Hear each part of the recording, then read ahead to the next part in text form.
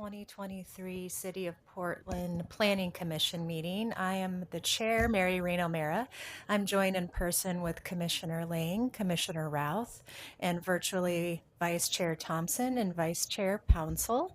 So first up here is any items of interest from commissioners. Vice Chair Thompson, do you have anything from the inclusionary housing work group that you would like to share? Sure, yeah, I'll do that now. I was just going to start out by quickly recapping the purpose of that inclusionary housing work group, which included 10 members representing both private and nonprofit developers and housing experts. And the purpose of the group was to look at potential modifications to the inclusionary housing program that's been in effect for about 6 years now, since 2017, to ensure that the program was not deterring or discouraging development of housing in the city while also maximizing unit development at all levels of affordability. So the group had started meeting last fall, and I think we had about 10 meetings that wrapped up earlier this summer and concluded with a letter to council of some potential recalibrations to that existing program. And as I mentioned at our last meeting, there was a presentation that went along with that letter that was shared with council on July 25th, and Julia sent out a link to that in our last meeting minutes for those who are interested. To support the work group, BAE, which is a real estate economic consulting group, had done some analysis on several housing prototypes in the city to understand how the IH program is impacting development in different areas. And by prototypes, that they were looking at different housing typologies, so walk-up units, 5/1 apartment buildings that we see a lot of, type 1 construction, which would be a high-rise development, and several others. So I'll just quickly summarize their findings because I think it's helpful to understand what informed some of the recommendations. And if I can, I'm just going to try to quickly share my screen so that um, folks can see. Let me see if I can do this. Um,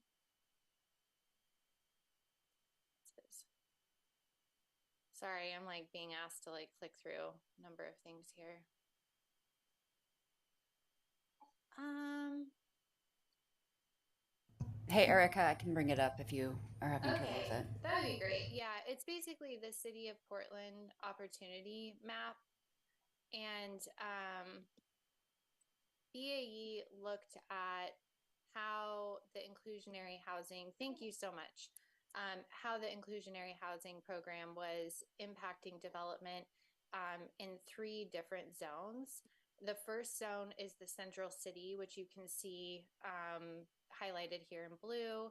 And the central city area was a little bit unique from other parts of the city with the original 2017 program in that there was a 10-year tax exemption allowance as part of the incentive package, which was really intended to recognize that development costs are higher there.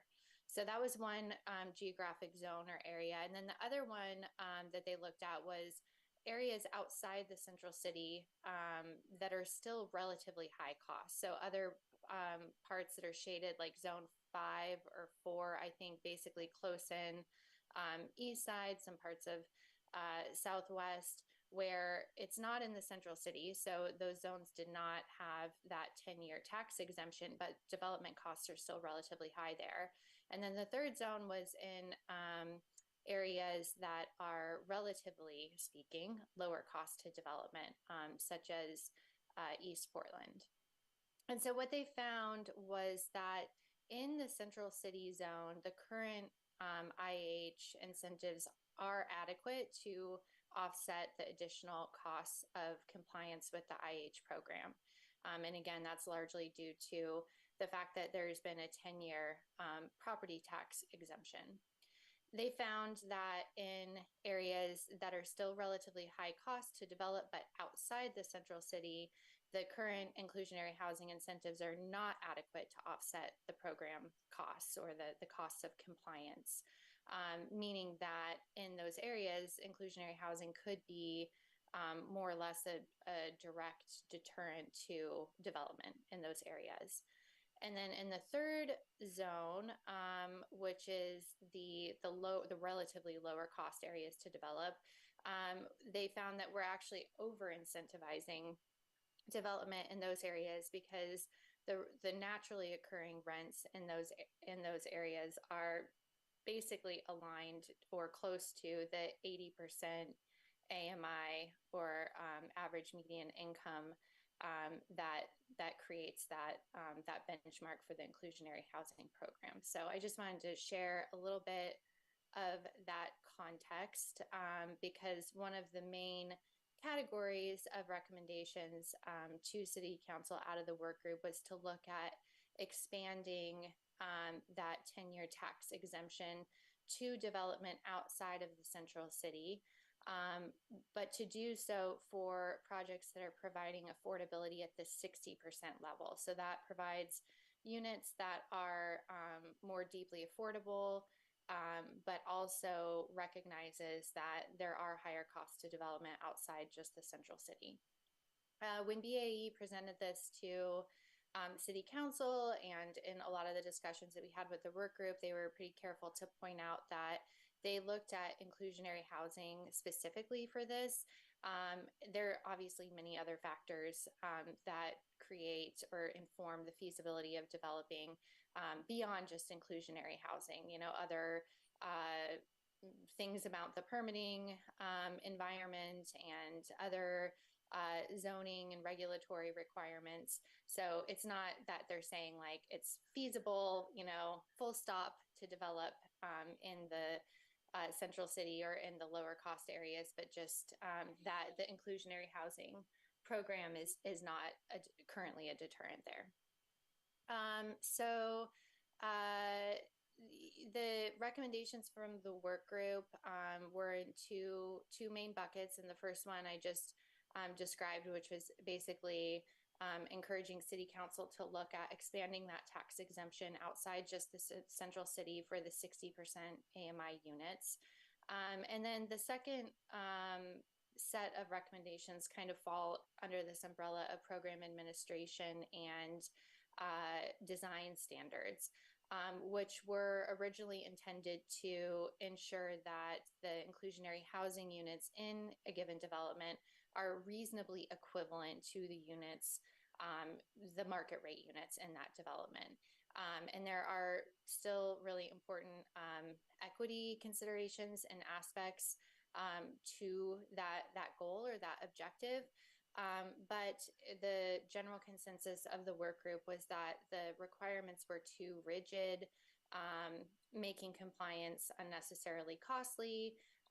There were also a number of options for offsite and reconfiguration of units in the inclusionary housing, the original program, that weren't being used because they were either too complex or too stringent. And so the other set of recommendations sought to make that a little bit simpler and easier to use. And some of those things included things like promoting greater flexibility in the size of the units. So instead of having an inclusionary housing unit need to be 95% of its corresponding unit type size, now there's more flexibility saying, okay, it could be 85%. Like there's not really a huge difference between 85% and 95%, but there are impacts from a design standpoint and from a development cost standpoint there.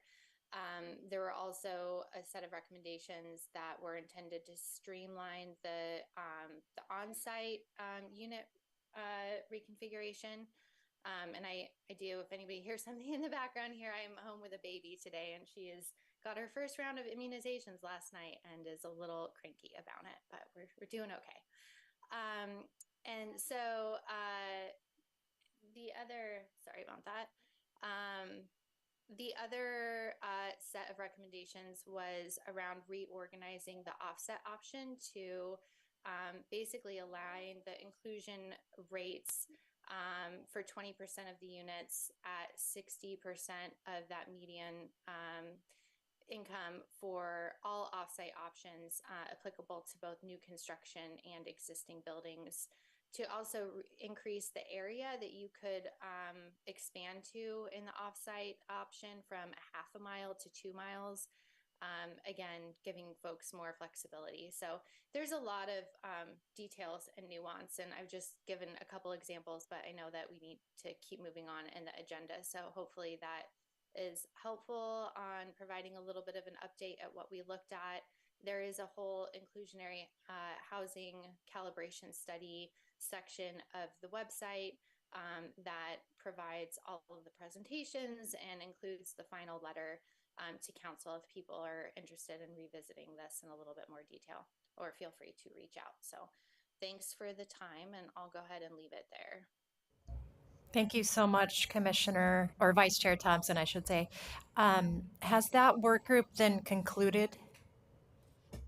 Yeah, the work group has concluded, and so the key recommendations around the design standards and the administrative rules, as well as the tax exemption status, I believe those recommendations are at council, maybe awaiting direction or next steps. And then there were also several potential program improvement categories that were identified for future analysis or study that either went beyond the scope of the work group or needed additional analysis to be able to resolve. So those next steps were also identified in that letter to council.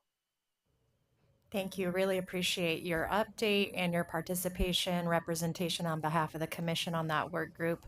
Are there any questions from commissioners? Okay, thank you again, Erica, for that detailed update. And now over to Patricia, if you have a director's report. Good afternoon, Commissioners. Patricia Diefendorfer, Chief Planner, Bureau of Planning and Sustainability, for the record. I don't have anything to update on today, so ready to move into the agenda when you are, Chair O'Meara. Thank you. Okay, next item is our consent agenda. Is there a motion for approval of the minutes from the July 25th, 2023 Planning Commission meeting? I would love to move to approve. Okay, Commissioner Routh, is there a second? I'll second. Commissioner Nope. Lang? All in favor? Aye. Okay, and I am seeing all opposed. Okay, the motion carries. And we will now invite up BPS and PBOT staff to provide a briefing on the Montgomery Park to Hollywood. Commissioners, Patricia Diefendorfer for the record. Just as an introduction to this item, staff here is going to tell you much more about this project. Just want to make sure that today's presentation is a briefing, so there's no action before the commission today. This is a project that will come to the commission in the future, and you're going to hear a lot more about what it all entails. But today is just a informational session to kind of get some of the details of this project, kind of make them known to the commission, and it's really a requirement of a grant. We are fulfilling a grant requirement by providing this presentation to the commission, or this briefing to the commission. And so substantive topics and the actual action on this project will come at a later time. That's the main thing I wanted to convey. So thank you.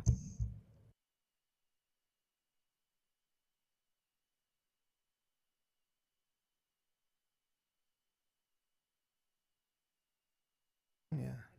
Hello, it's Barry Manning, Senior Planner with Bureau of Planning and Sustainability. Hello, Commissioners. Joined today by Sean Canny with PBOT. And we are going to give you a briefing on the Montgomery Park to Hollywood project. Again, as Patricia just mentioned today, it's strictly an informational briefing, but we want to bring you up to speed on some work we've done over the past many years, about 3 years plus that we've been working on this off and on, and let you know where we've been, and also give you a little bit about information about where we'll be going over the next 6 months or so. And 6 months and longer. So let's see. Are we sharing screen yet, Julie? Do you know? Can you tell?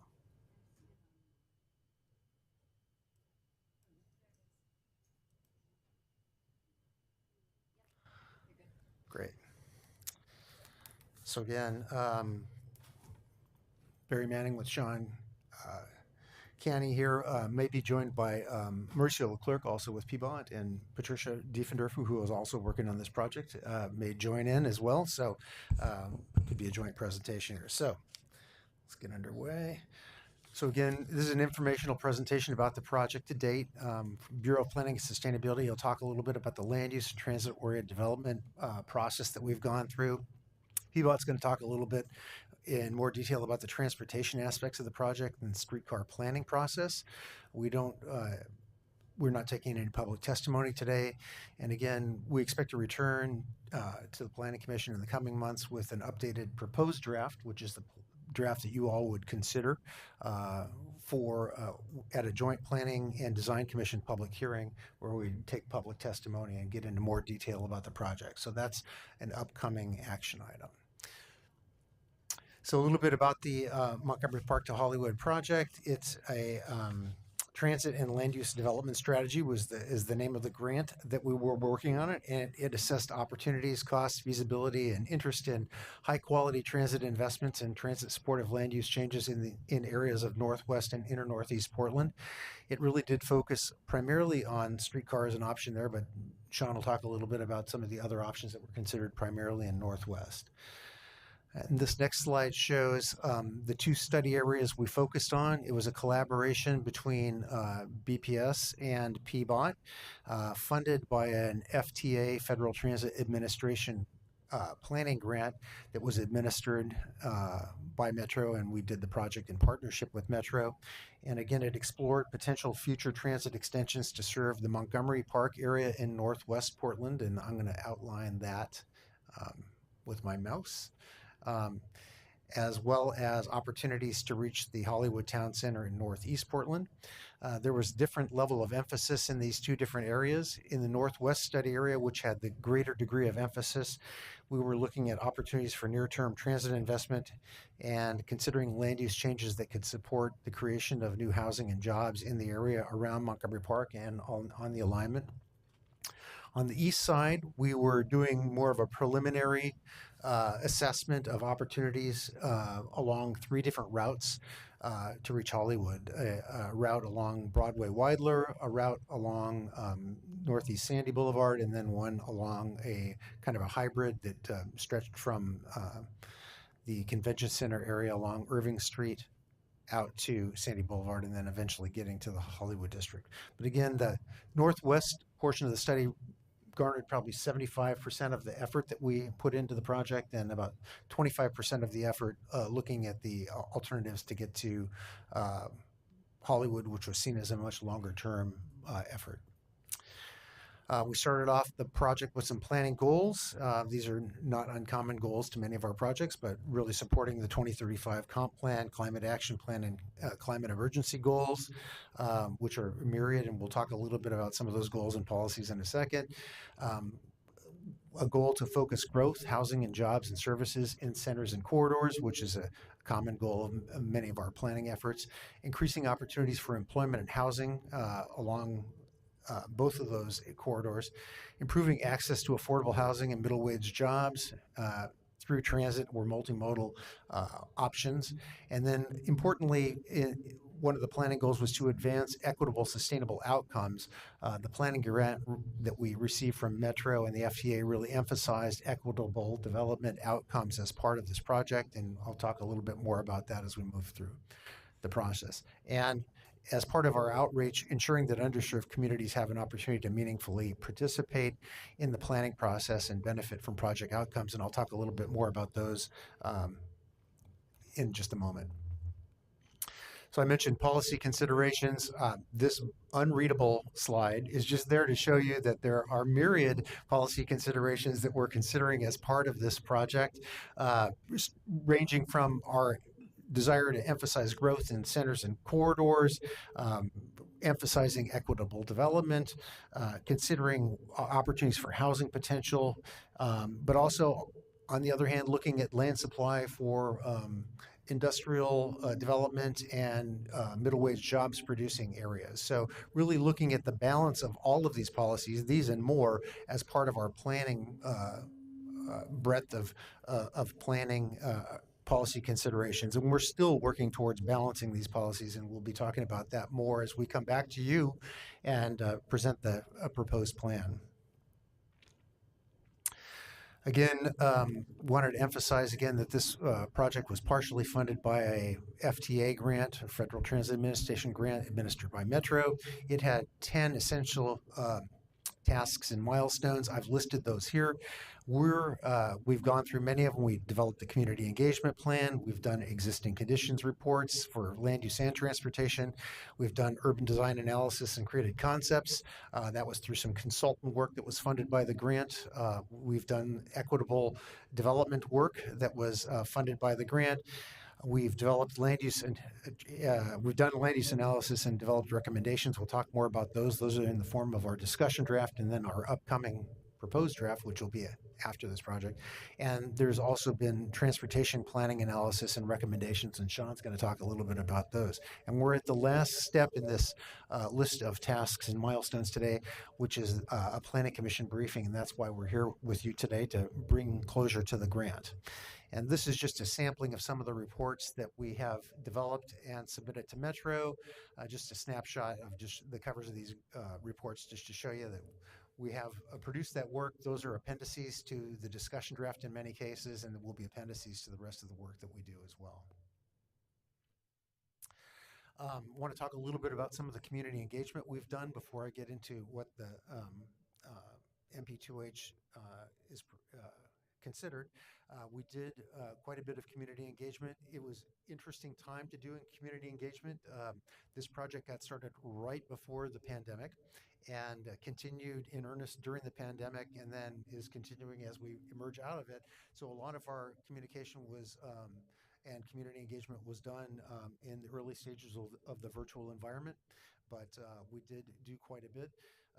The grant funded community engagement with an emphasis on reaching out to underserved communities through community-based organizations, and that's the top of the list here. We contracted through the Metro grant with 4 community organizations to do outreach to the communities they serve. That included, on the east side primarily, the Hollywood Senior Center, who partnered with the Urban League of Portland, and Micro Enterprise Services of Oregon, that partnered to reach out to the business community, primarily on the east side, but they have a broader span of influence and client base than just the east side. So they reached out to folks across the east side, but also in other areas of town, and primarily on the west side, but not exclusively on the west side. We worked with Friendly House, which provides services to the Northwest Portland area, where a lot of this project is happening, as well as worked with the Northwest Industrial Business Association and Columbia Corridor Association to get information and feedback from the industrial community that exists in Northwest Portland as well, which is a key stakeholder in this process. So those are some of the groups that we worked with through Metro. We also worked with other neighborhood groups, providing information and meeting with them as the project progressed. That included the Northwest District Association, or NWDA. Again, I've mentioned the Northwest Industrial Business Association, or NEBA. Northwest Active Streets is another organization that PBOT and BPS communicated with. The Northwest Business Association was consulted with and informed about the project,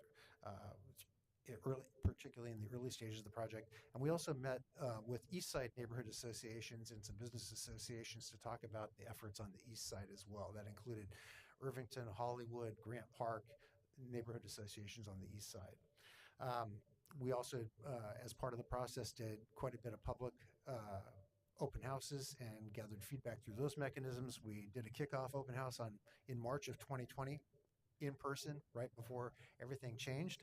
And then we followed on with a virtual open houses talking about development scenarios and other aspects of the project in July 2020. We had a discussion draft open house in February of 2022 and concluded comments on the discussion draft, which I'll talk more about in April of 22. And then most recently, we've gone back out in the community in an in-person way. We're working on developing a design character statement for the plan, which we'll talk a little bit more about later on. And we had an in-person workshop just a couple months ago in June 2023.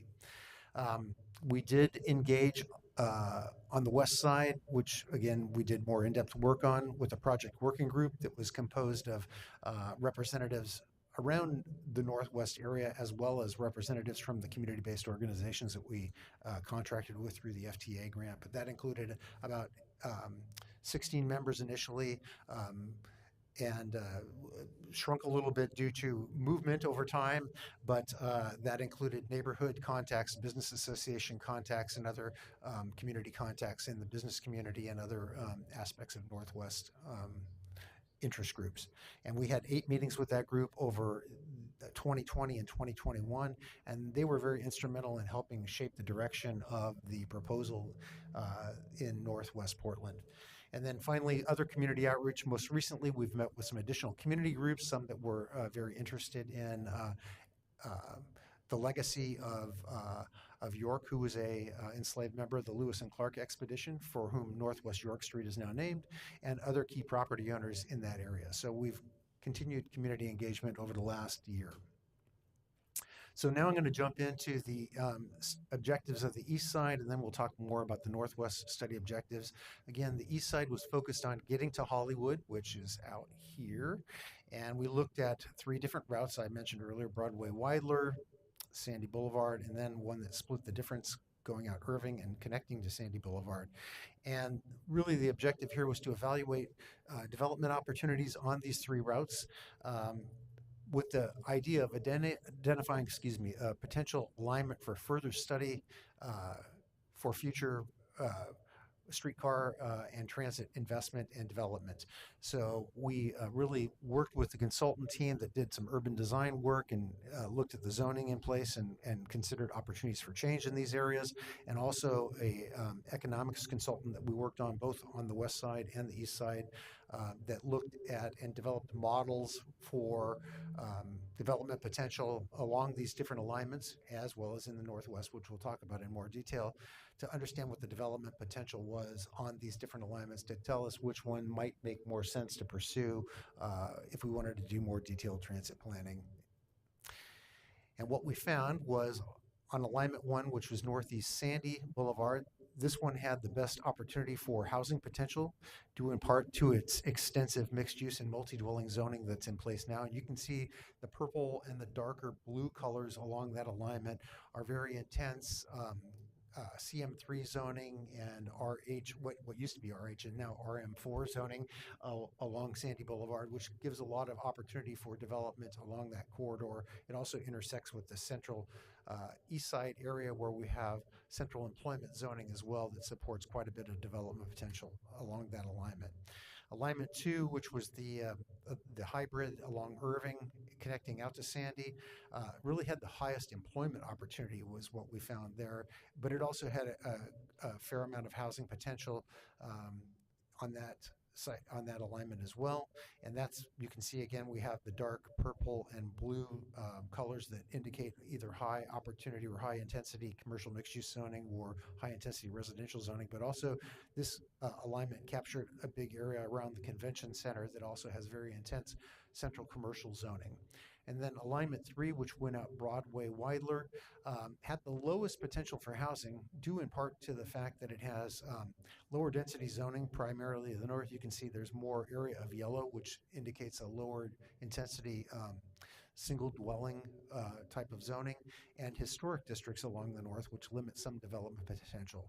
But it did have pretty good employment potential, particularly because it encompasses parts of the Lloyd district, which are shown here, and they're zoned for central commercial. So those were the alignments we studied. Those are being put on hold for now while we focus on working on the west side, and PBOT may speak, or we can come back to the topic of when these might be more ripe in a follow-up discussion. So I'm going to focus on the west side now and talk about where we've landed in terms of the project on the west side. So the west side, again, we were looking at evaluating urban design and key development opportunities on the west side as well. But we did start off the project indicating that we were going to consider comprehensive plan and zoning map changes in this area if that seemed appropriate, because there was more immediate opportunity seen on the west side. The transportation analysis Sean will talk to in a moment, and we were looking at developing more thoroughly developed equitable development strategies on the west side. The image I'm showing you here is of the original study area and alignment for the west side of the project. Initially, the project imagined a transit extension that would come off of the existing streetcar line up 18th and 19th Avenues, and then heading north of Highway 30 into what is now part of the industrial area north of the highway, and then out York Street across Highway 30 west towards Montgomery Park, which is shown out here at the end, and then forming a loop coming back along Wilson Street, and then back down, joining into the streetcar loop along 18th and 19th. That study area and the alignment has evolved, and I'll show you some slides that show how that transition has occurred, but that was the original study area that we started with when we initiated the MP2H project.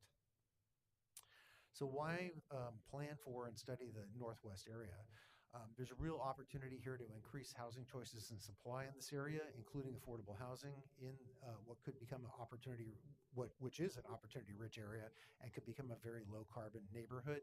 Montgomery Park, as shown in the image below, has a master plan that anticipates development on their site, which is already zoned for mixed-use development that would include housing and other uses. So they're considering augmenting their existing office development and the American Can building, which the owners of the site also own, with housing and more commercial neighborhood serving uses, community serving uses in that area.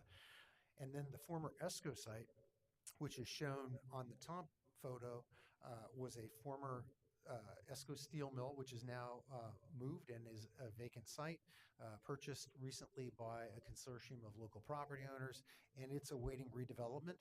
It's currently zoned for industrial use with a comprehensive plan designation that allows a little bit broader range of mixed employment uses, but really begs the question about what should happen in this site adjacent to Montgomery Park, and is there an opportunity for change in this area that would really benefit the city from a housing and jobs perspective.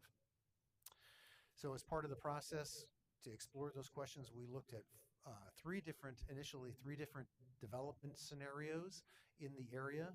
Scenario one, which considered an enhanced industrial atmosphere that would continue the tradition of industrial uses both west of Highway 30, which is shown here as right here, and east of Highway 30, but would allow somewhat more flexible uses to augment the existing industrial allowances, potentially creative office type of uses at a relatively low density setting. But that was scenario one, which we had talked to the community about. Scenarios two envisioned a much more intense employment scenario with more intense office type development that would include professional offices, more similar to what we see downtown today in a higher intensity setting. This was pre-pandemic that we started this idea, and the office market has changed and development market has changed significantly. I'll acknowledge that early on here. And then scenario three asked the community and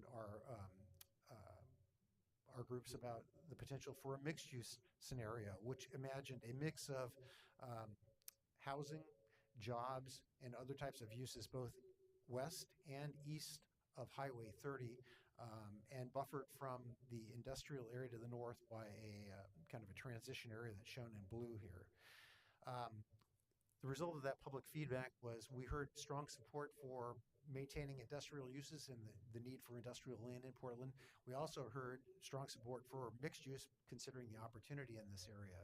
And what that led us to, after we considered other factors, including our own policy analysis, was a hybrid scenario that focuses, and this is the proposal evolved from this, proposed focusing mixed use opportunity in the area west of Highway 30, where the vacant ESCO site provides a real opportunity for housing and jobs, and focusing and maintaining industrial uses in the area east of Highway 30, where there was less opportunity for new investment, housing, and jobs, but really a strong opportunity to maintain and keep the industrial land supply intact there. So that, in combination with a look at different alignments, will lead us to our scenario. I want to mention here, and Sean will talk a little bit more about this, look at several different alignments as part of this process. The two on the left were looked at early on in the study, and the two on the right were the ones that we looked at primarily as part of the MP2H study. Again, the one at the top right was the first alignment that we started with, which went up 18th and 19th and formed a loop along York Street and Wilson Street. And ultimately, we evolved into the alignment that you see at the bottom right, which is one that would provide streetcar service along Northwest 23rd, and then a loop into the area west of Highway 30. This one initially looked at a York and Wilson loop, and that has further evolved. We'll talk about that more in a minute. And the Northwest Plan concept that I'm showing you here is really the next stage in the evolution of that. This is the concept for the proposal that we're basing the land use plan off of. It would create a new mixed-use neighborhood in the area west of Highway 30, shown in red, served by an extension of the Portland streetcar. So this red area would become a new mixed-use neighborhood. It includes the Montgomery Park area, which is at the western end of that, but would encompass the current former ESCO site, which is largely vacant, and some other smaller parcels between 24th Avenue and 23rd Avenue, and between Vaughn Street and Wilson Street in this area. It would be served by an extension of Portland streetcar along 23rd Avenue, forming a loop along Roosevelt Street, and then ultimately Wilson Street, rather than the earlier one which I mentioned, which was York and Wilson. And it would be buffered from the existing heavier industrial areas to the north by a area shown in blue here, which would which would be an area that does not allow housing, but would allow a broader array of employment uses. To the east, we would maintain the industrial designations and other designations in place in light of our need to maintain industrial land supply. And ultimately, this proposal is expected to create the potential for 2,000 to 3,000 or potentially more housing units, with 200 or more affordable units as part of the inclusionary housing program. We would continue to foster jobs in the area through use of a zone that would allow for employment uses. Again, I mentioned we would create an employment buffer along the Nikolai Edge and retain industrial land east of US 30. So just a couple of illustrations of what we expect to have happen here with the potential change. This is an illustration of the type of development that would potentially occur under the current zoning. Again, Montgomery Park, the area around that is currently zoned for mixed use. So you're seeing that we're illustrating some residential uses and augmenting their existing development of the Montgomery Park building and American Can building with some anticipated residential and other uses here. But in the foreground, you're seeing the former ESCO site and some other areas nearby that would be primarily focused on industrial use. And with a change, we would expect to allow much more intense development in the 5/2, 7 to 8 story range that would allow a mix of housing and jobs in that area served by transit investment. This is just an illustration of what the streetscape along Wilson Street could look like in the future under such a scenario. So fairly urban development, akin to what we're seeing in the Slabtown area and other parts of the, potentially in the Pearl District in the lower intensity areas. So fulfilling part of our land use plan requirements as part of the Metro grant, we developed and released a Northwest Plan discussion draft in late 2020. It proposed comprehensive plan map changes in the area that we're focusing on, primarily west of US 30. But it didn't propose zoning changes at this point in time. It was anticipating future zoning changes by property owner requests. We did develop, as part of this, a new plan district that would foster transit-oriented development in that area as zoning occurred over time. This plan was premised on the need for industrial land mitigation and retention of jobs, even in the area west of 30.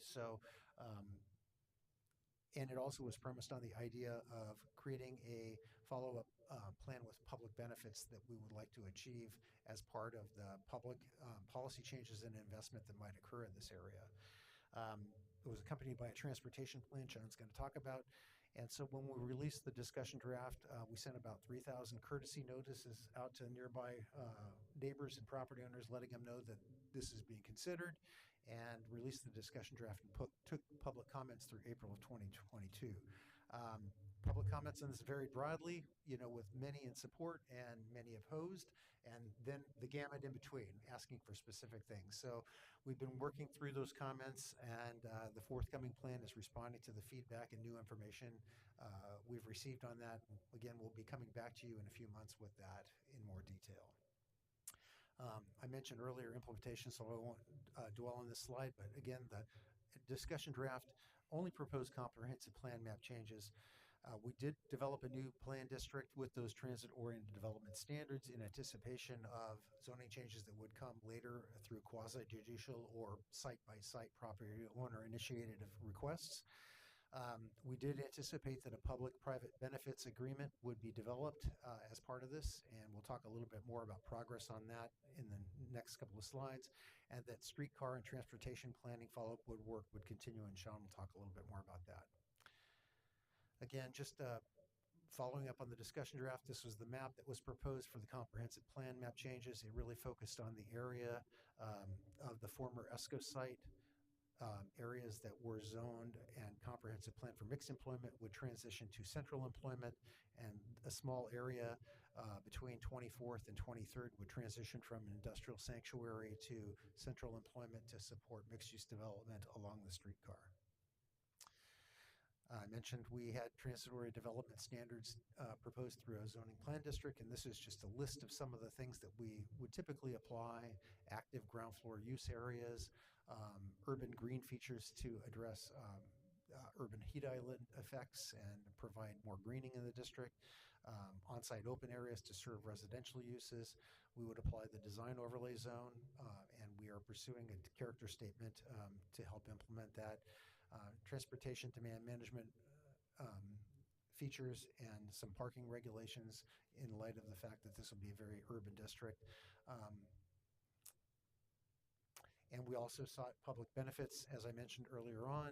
This is a list of some of the initial public benefits that were identified through the community outreach, through the community organizations, including additional affordable housing, affordable commercial space, ideally a park or open space to serve this new mixed-use area, environmental features that I've mentioned, wealth building opportunities for priority communities, and cultural and place-making features in the area.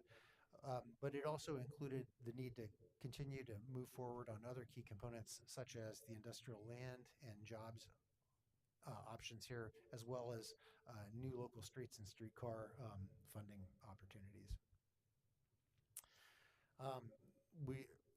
I mentioned we've got quite a bit of feedback. A lot of the public benefits that we're pursuing were identified early in the community-based outreach that emphasized the need for affordable housing and middle-wage jobs in the area. We also heard from the Northwest Districts Association, the neighborhood association in the area, that expressed the need for additional urban design work and neighborhood serving benefits such as the park and affordable housing. I'm sorry We heard to from the interrupt. Northwest Industrial This Business is Erica. Association, I'm which was joining one of the virtually. I CBOs, can't about hear the anymore. concerns about The middle wage audio job just loss dropped off about through the 30 seconds transition ago. here, and Thank we're you. emphasizing that. I mentioned we work with additional community groups. One of them was the York Street Group, which emphasized ways to commemorate York and York's legacy through features in this district, and that group also informed us about potential approaches to public benefits.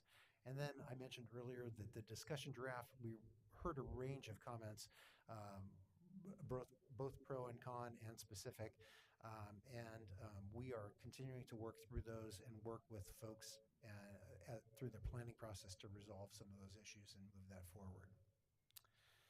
So where are we going with plan refinements?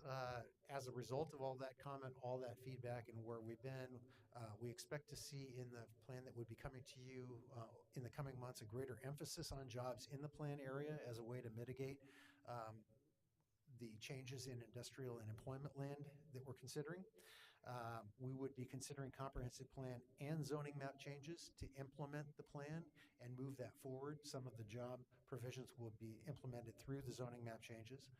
I mentioned urban design and the emphasis of urban design that was expressed by NWDA and the need to do that as part of our planning processes here. So we're developing a design character statement, and that's in process right now. We'll be doing a briefing with the Design Commission later this month, and we'll be holding a joint hearing with you and the Design Commission. And then we'll also reconcile some issues both in the Northwest District, and Giles Lake plans to sync it up with what we're proposing here. And then lastly, we're still developing and refining the public benefits. This is an ongoing process, but we expect to bring public benefits in the form of affordable housing, either affordable units early on or a greater percentage of affordable units in the district. That would be through both regulatory and non-regulatory mechanisms such as the benefits agreement, an open space or a park in the plan area, wealth building opportunities for priority communities, and again, commemoration of York is a opportunity that we're pursuing as well. So where are we at on the planning side? The next steps are we're finalizing this MP2H grant, and we are preparing a proposed plan for the study area. We're refining the planning and zoning proposal and the benefits agreement, developing that character statement, and we expect to be back to the Planning and Design Commission for a public hearing in late 2023 or early 2024. With City Council in 2024.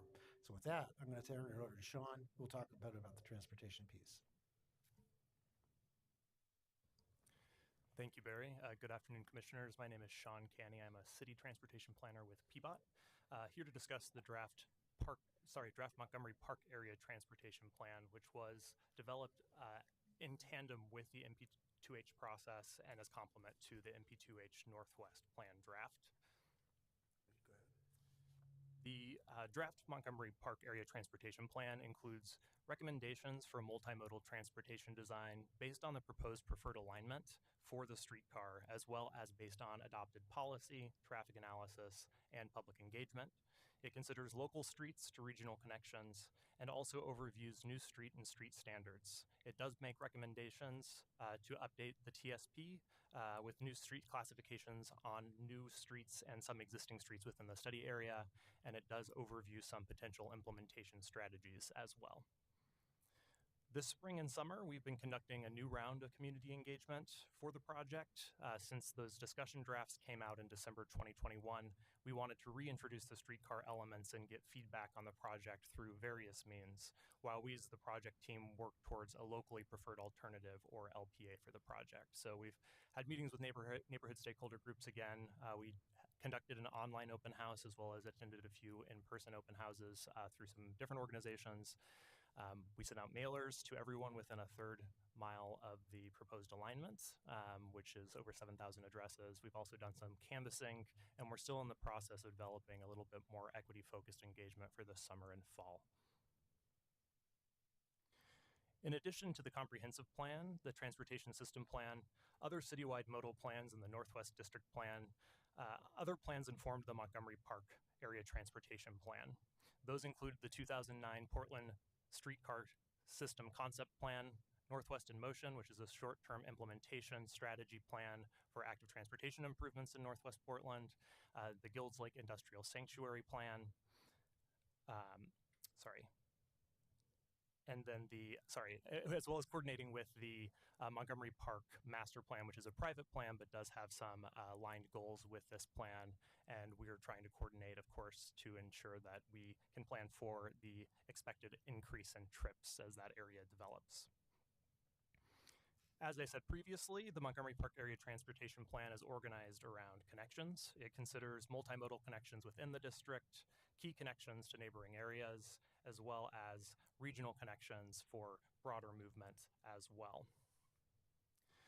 And of course, land use and transportation, or transit especially, complement each other, and the best transit option to serve Montgomery Park depends on the final proposed land use for the area. The MP2H concept considers land use changes to dense mixed use and employment, as Barry said, on and around the now mostly vacant ESCO site.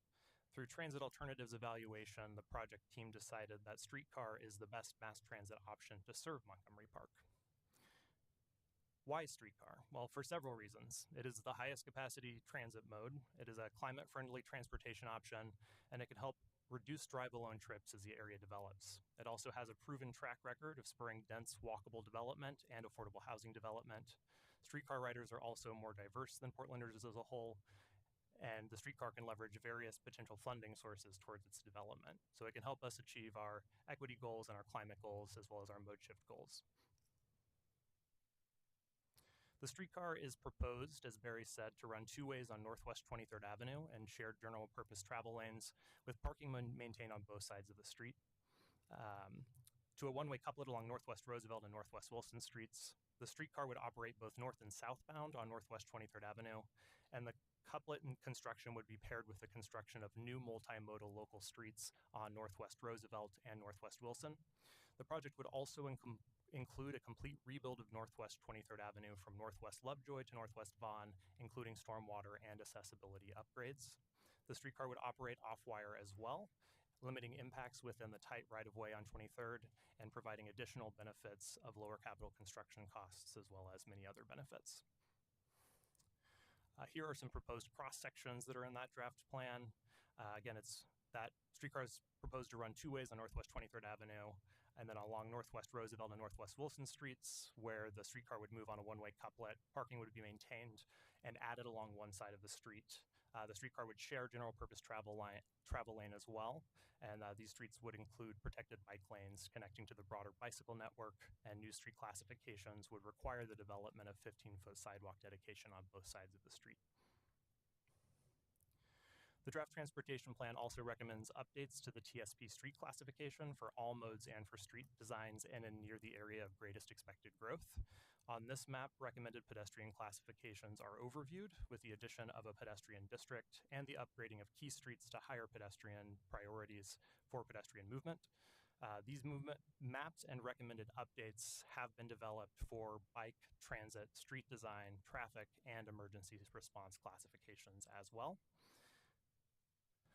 The draft transportation plan also lays out various potential implementation strategies for further exploration. They include the creation of a plan district in the area, which can be used for parking ratios and off-street parking restrictions, as well as various parking management strategies, the development of a transportation demand management or TDM program, exploring pilot projects of various types to help reduce drive-alone trip demand, and then the pursuance of federal or FTA small starts grant funding, as well as exploring other funding sources to help fund the streetcar project as well as the street improvements. So here's a very rough estimated timeline of where we're going. We're in that community engagement piece now while we work on finalizing a cost estimate for the project. This summer and fall, we'll be working to research and organize for environmental review, or NEPA, and we'll make edits to the transportation plan to get it ready for formal adoption process. We'll also be working on getting to a locally preferred alternative. After that, we plan to work on finalizing our local funding commitments, applying for federal funding, and entering formal FTA project development. Construction could begin by 2026, with potential project completion by 2028. And that's all I've got for you today. We're happy to take questions. Thank you so much for that presentation. Open it up to commissioners for questions.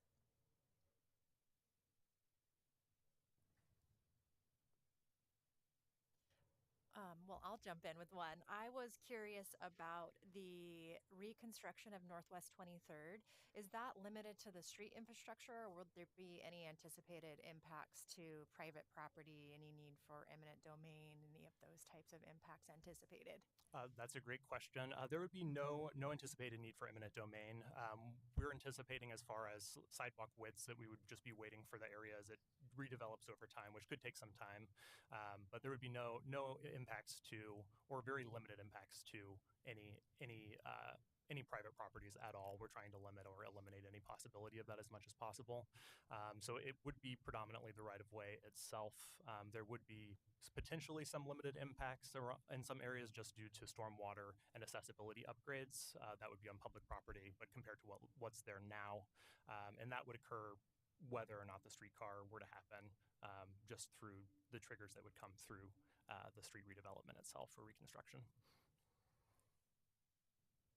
And then what do we know about the ESCO site in terms of environmental cleanup?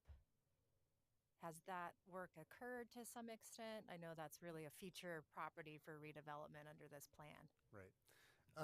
Some of that work has occurred. I don't have the details with me, but it has gone through DEQ and it is in the process of being cleaned up. We're still in the process of investigating exactly what might be remaining to be cleaned up, but it is in process.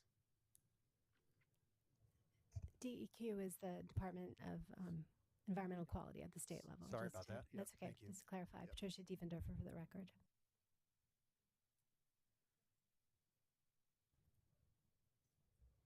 Okay, we have questions. I can't see the participants anymore, so go ahead with our virtual questions. So, just to help Chair O'Mara, we have both Vice Chair Thompson and Vice Chair Pouncil who have questions.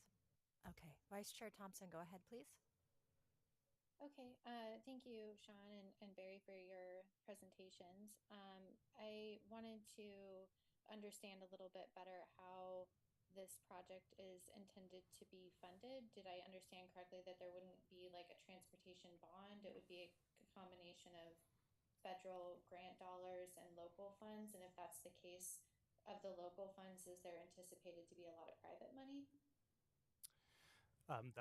I appreciate that question. We're still working on a local funding strategy, or what our strategy would be. We are exploring various ways to fund the project. Of course, FTA small starts grant funding would ideally fund half the project or more. But beyond that, there's consideration of exploring the development of a local improvement district to help fund some of the project. But we're currently in the process of trying to figure out what that looks like. Okay, thank you. I think that ties in a little bit to my next question, which was just broadly trying to understand a little bit more about the origins of this project and why this sort of improvement is needed at Montgomery Park and then also to Hollywood. Just because if we're spending the time and effort to not only study this, but then eventually the money to implement a plan like this, that's time and money that we're not spending somewhere else in the city. And so just from an equity standpoint and who is intended or anticipated, I guess I should say, to be taking this transportation, number of people served, and just why Montgomery Park, why this area? This is Barry Manning with BPS. I can speak to a little bit of that. Maybe Sean can add a little bit more, or we can maybe call on others to answer that. The both of these lines were two of four lines that were identified in the 2035 comprehensive plan as extensions of streetcar for future study. So the comp plan identified a line to Montgomery Park, a potential line to Hollywood, a line on MLK, and I believe a line on south along to John's Landing area as four different streetcar lines to explore in the next 20-year time frame. Part of the interest in particularly the northwest side is the change in status of the former ESCO site. The change in the movement of ESCO has created a pretty large opportunity to consider in that area. And so that potentially has catalyzed our investigation on the north side, or I'm sorry, on the northwest side to a great degree. The Hollywood area, again, is served currently by pretty good transit, so another investment in transit there is a choice we would have to consider thoroughly. It is on the map as a location to be served by transit, either on Broadway Weidler couplet or the Sandy Boulevard couplet, but exploring, how that investment might work on those streets that are already served by transit services is another matter that probably requires a little bit more deep investigation. Did you want to? Go for it, Patricia. Thank you. Commissioners, Patricia Diefenbacher. I just wanted to add that I think as Barry mentioned, these routes and extensions of the streetcar are in the comprehensive plan. So that was probably the main impetus to study the area. And then it was a partnership with Metro to go after this federal grant. And obviously, when you're competing for a grant, you have to make the case for why that project should be funded. And I think the staff were able to make the case that these two possible extensions and were, worthy of exploration, and also where there was opportunity for development in the shorter term time frame. And as Barry said, for us, shorter term is like in that 20-year time frame, something that's more kind of likely to happen in the near term than a very far horizon. And then I would say the other thing that I think would sort of supported this investigation, and certainly the focus on the northwest area, is a combination of, I think, the development potential and the amount of housing and jobs potentially you could get in each of the geographies, and I think in comparison to the amount of investment it might take to extend that transit. So you can see from the information that was provided, and I think Sean and others can help support with some more specifics, but the extension in the northwest is 1.5 miles versus the extension to Hollywood is, I think, in the order of more like 3 miles. You can correct me, Sean. So it's also a consideration of what is the investment, the level of investment needed to fund the project, and the kind of cost benefit analysis of that, if you will. So I think that's where Northwest kind of comes up as being a project where you could get an extension of a streetcar, have a lot of density, potentially in the project area and in the vicinity, and really kind of capitalize on that investment in the transportation and infrastructure project. So hopefully that's also helpful. And Sean, I don't know if you have anything else to add. Yeah, I would just add that streetcar has served as a tool to spur dense development in and around the central city very effectively. Since 2001, about 50% of all housing developed in the city of Portland has been along an existing streetcar line, and that includes about 40% of all regulated affordable housing. Today, about 33%, or about a third of all regulated affordable housing is on or near a streetcar line. Also, streetcar riders themselves are more diverse, not only than Portlanders as a whole, but of other transit riders in the metro area. So it does serve a much more diverse group of people who use it regularly. Most people who use it daily to get to the services that they need that are located on or near the streetcar. That's really helpful. Thank you all for answering that. And then I'll turn it over to the next commissioner, but I just quickly wanted to flag the industrial lands potential loss issue, which you obviously talked about and are well aware of the trade-offs there. But we just had a presentation, I think, at our last meeting from Tom about how there's really nowhere to grow with that, and we're pretty much at capacity. So it'll be interesting to see how we mitigate that going forward. And the proposal we'll bring to you later this year or in the coming months will outline our strategy to address that issue. Yeah. Okay, Vice Chair Pouncil. Okay, thank you. I hope you can hear me okay. I'm in transport right now. We can hear you. I have a couple of questions. One of them was, could explain what wealth building communities, what does that actually mean? That's a great question. It's a topic that came up repeatedly when we were talking to folks about um, um, the type of investment that was being made in terms of this type of a transit investment and the potential land use changes that might result and the resulting property value increases that might result if we make zoning changes in those forms. And the comment was that folks were interested in making sure that the community members were also benefiting from those public policy choices and those investments. And so we've been working over the last several months on ways that we might be able to operationalize that. And right now we're working to try to develop a fund that would assist folks with down payments for housing. So that's the idea here, that would be a step in a ladder into wealth building. So the idea is that amongst other public benefits that we might do, we might create a special fund that would provide down payment assistance for underserved communities. Patricia, do you want to speak a little bit more to that, or? Patricia Diefender for the record. Yeah, I think that so wealth building opportunities, and generally speaking, I think is when we're looking to create opportunities for ownership. So whether it's for housing or for business, business ownership. And so a number of different strategies. We're looking at a number of different strategies through this planning process. And I think generally that's a principle that's guiding our work, more recently is how do you, because it's one thing to provide rental affordable housing, for example, and that's obviously very beneficial to have rental affordable housing be part of any future development in this area.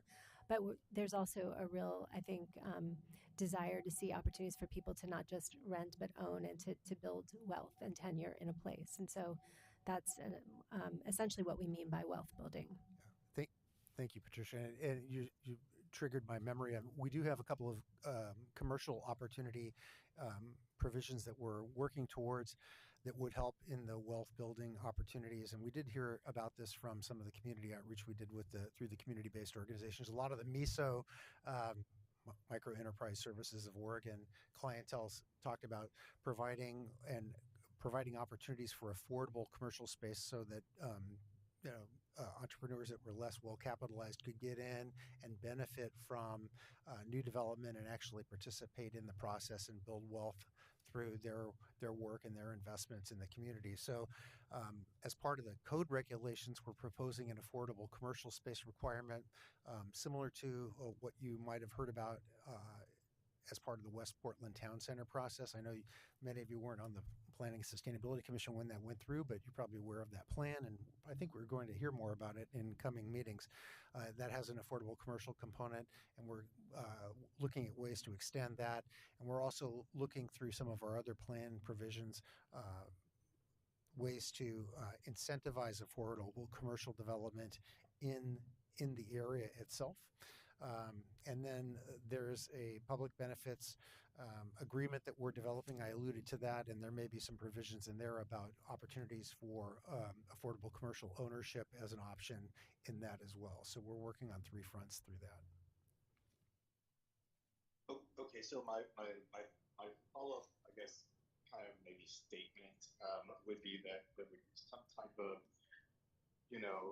something for people to be able to afford to, in that wealth building capacity, to own, maybe some of the affordable housing, and to make sure that, wealthy Portlanders aren't, purchasing these affordable, housing units, or, so that,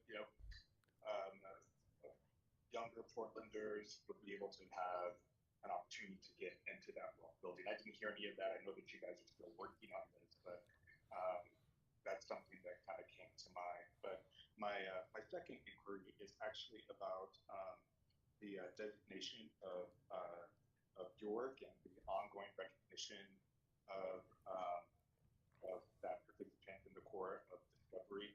That there is some type of has there been any discussion about a designation marker or some type of plaque or placement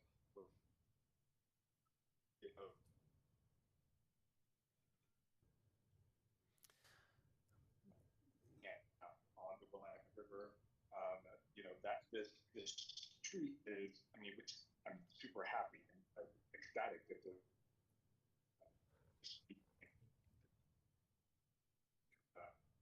but I was just wondering if there was any.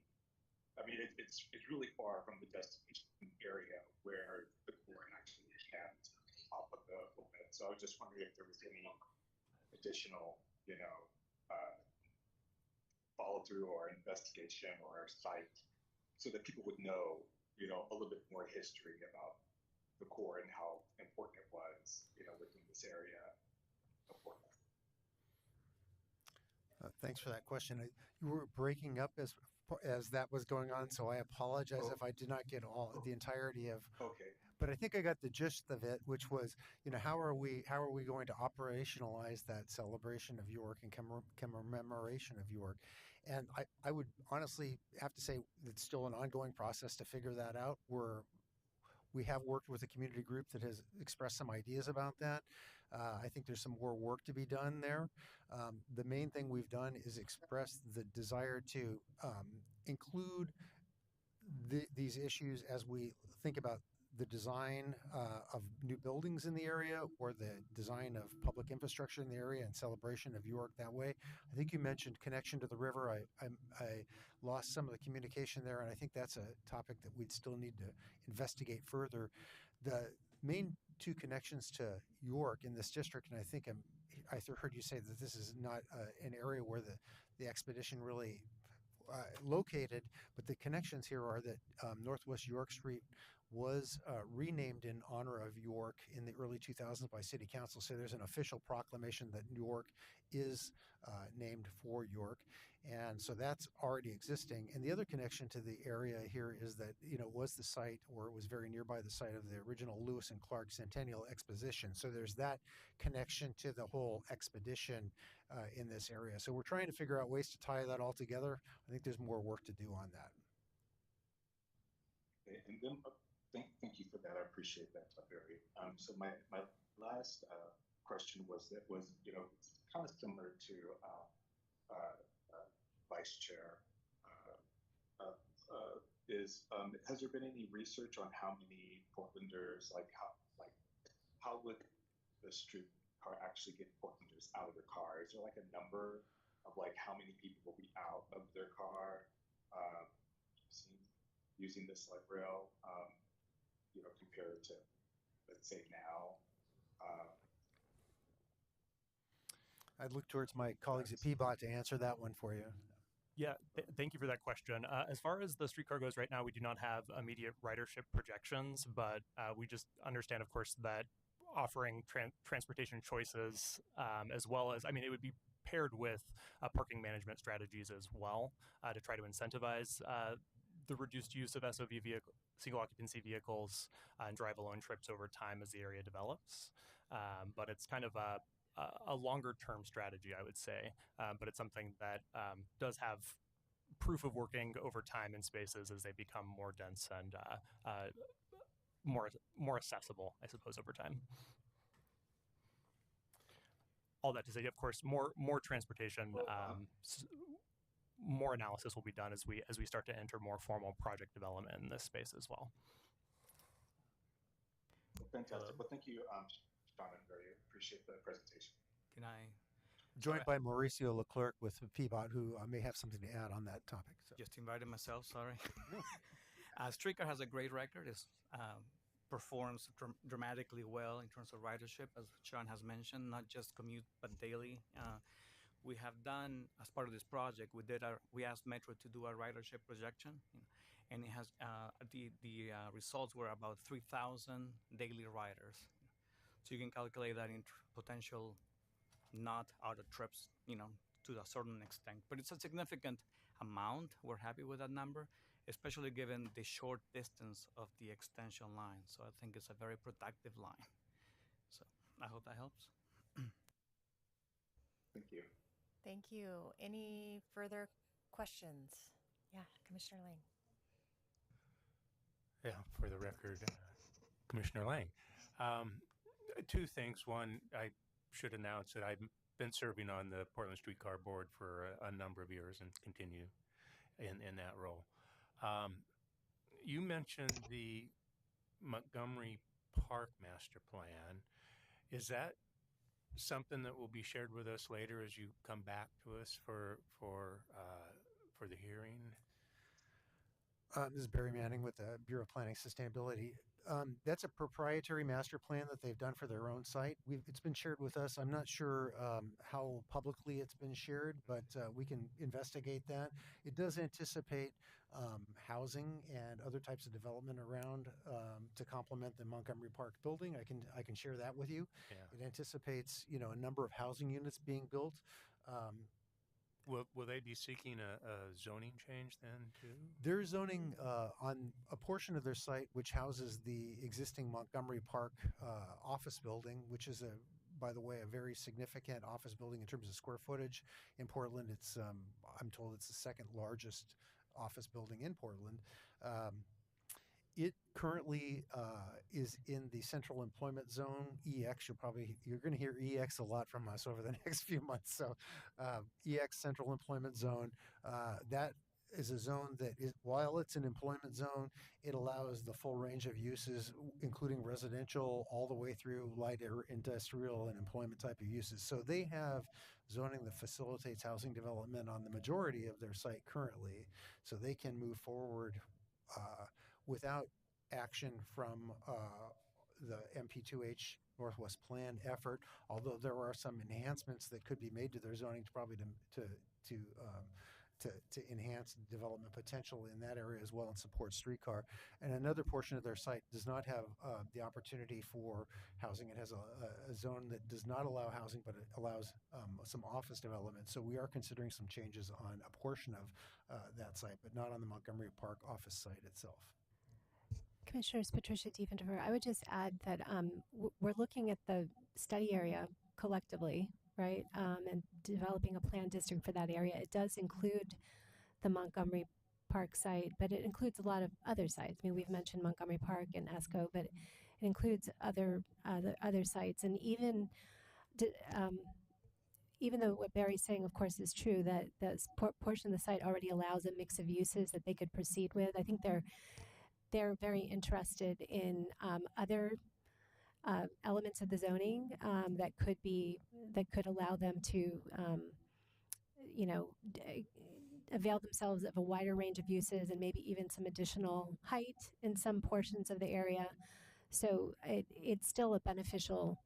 I think it's still beneficial that they're in the project area, and we're looking at how the comprehensive plan and the zoning could be tweaked to encompass that site as well, is what I would like to say. And I think they're very interested in this process, and they've been the property owners, those in particular, have been very active in this process, and we've appreciated that engagement with them to understand, how we can meet collective goals, their goals as well as a number of public policy goals, which includes providing. We know how much we need housing in the city.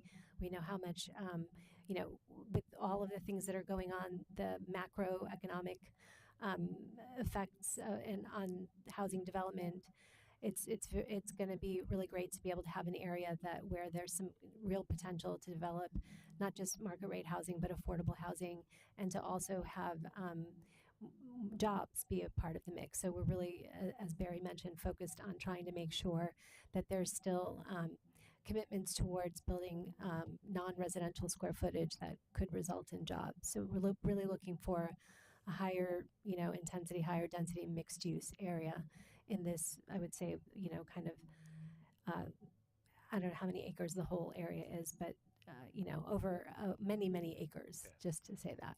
It's 50 plus acres if you include the entire area. So, yeah. Okay. And that was really where I was getting at with the question is, does that development help inform and serve the goals of what the streetcar is intending to do, and vice versa? Does the streetcar help with the goals that are intended by the development of Montgomery Park? So, Thank you. Yeah, that's where I was going.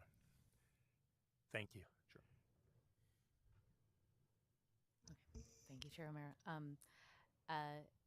Thank you for this presentation, and I just want to underscore Commissioner Thompson's questions were precisely mine. and especially related to prioritization in the last, I believe, 24 hours. I know there's recency bias, but PBOT released a survey around transportation funding prioritization, and so that's weighing on my mind a lot. Thank you. Okay, thank you so much for this presentation. We'll look forward to hearing back from you. It sounds like in a few months with next steps. We'll see you sometime in the next couple of months, yes, or in the next few months, yes. Thank you so much. Okay, our next item is training on the infrastructure section of the comprehensive plan. So invite up BPS staff. You're Commissioners, getting a double dose I of was me gonna today. say, Yeah. Okay, you can stay. Your Barry Manning is going to be a part of this presentation as well. So, and we thank him for doing double duty today. Yes, thank you. If I can escape out of the other presentation, that's the question. Okay, here we go.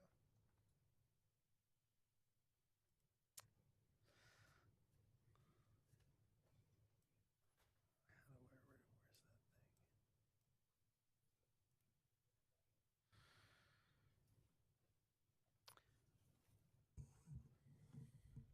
Okay, we might as well jump right in. Again, Barry Manning with the Bureau of Planning Sustainability, joined by Ludwig Salzman, who's the Infrastructure Investment Coordinator. Yes, yes. Well, glad to be here. And we are going to be giving you a presentation or training, really, on Chapter 8 of the Comprehensive Plan, which is Public Facilities and Services. It is a big chapter, and it's interesting one that it's pretty broad-ranging, and it's as it says, it's public facilities, infrastructure, services, things like that. Different than the chapters you've heard about before. It's got Sandra Wood, who you're familiar with, pointed out to me that it's got more policies in it than any other chapter of the comp plan. So it's, I don't want to say it's unwieldy, but it's big, and it's broad ranging, and we're going to provide you with a little bit of a overview of it today, kind of a light touch on, why is infrastructure important. Ludwig's going to speak to that. That's his, much of his work is focused on that, so he's very adept at talking about that. And we're going to give you just kind of a light overview of what the policy sections of this chapter of the plan are, and then try to wrap it up with, how does it come together in public facilities planning, essentially, and how do we use it? So there'll probably be more questions. We'll be happy to answer what we can today, and we can follow up with those that we can't get to today. So let me see if I can figure out how to share the screen, and we'll go from there.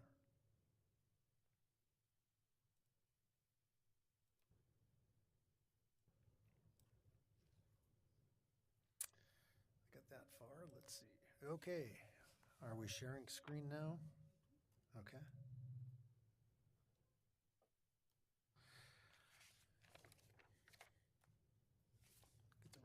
Set of paperwork in front of myself. So again, we're talking about Chapter 8 today, Public Facilities and Services. What we're going to do today, again, is to give you an overview of the chapter, probably 20 minutes, maybe a little bit longer than that. Ludwig is going to talk about the citywide systems plan for a few minutes, and then we'd be happy to take your questions. Again, just in review, there are 10 chapters in the comprehensive plan, or 10 policy chapters, essentially. This is number 8. You've heard from folks about the other ones before. I know that we talked a little bit earlier on, a few months ago, about how the planning system works in general, and I know you've talked to folks about urban form and design and development. You mentioned you'd heard from Tom Armstrong recently about economic development, and I know you've heard about housing as well. So and PBOT recently talked about transportation. So this is just another one of those chapters. I think you've got maybe one more to go after that. Let's see if there's anything I missed there. We're going to lead off with a little bit of information from Ludwig about infrastructure, why it's important, why it is important to city planning, growth management, maintenance of a functioning city. So I'm going to hand it over to him right off the bat. Thank you. Good afternoon, Commission. My name is Ludwig Salzman. I'm with the Bureau of Planning and Sustainability. I'm the infrastructure investment coordinator in the comprehensive plan team and work under an interagency agreement with the Bureau of Transportation, the Portland Water Bureau, and the Bureau of Environmental Services. So before we dive into chapter 8 and the meat of the training today, I'd like to spend a few minutes on the question what infrastructure investment is, why it is important, and how the comprehensive plan addresses it. The City of Portland maintains and owns numerous facilities, including water pipes, reservoirs, stormwater swales, sewers, parks, streets, and trails. And these are basic systems needed to protect the health, safety, and well-being of Portland households and businesses.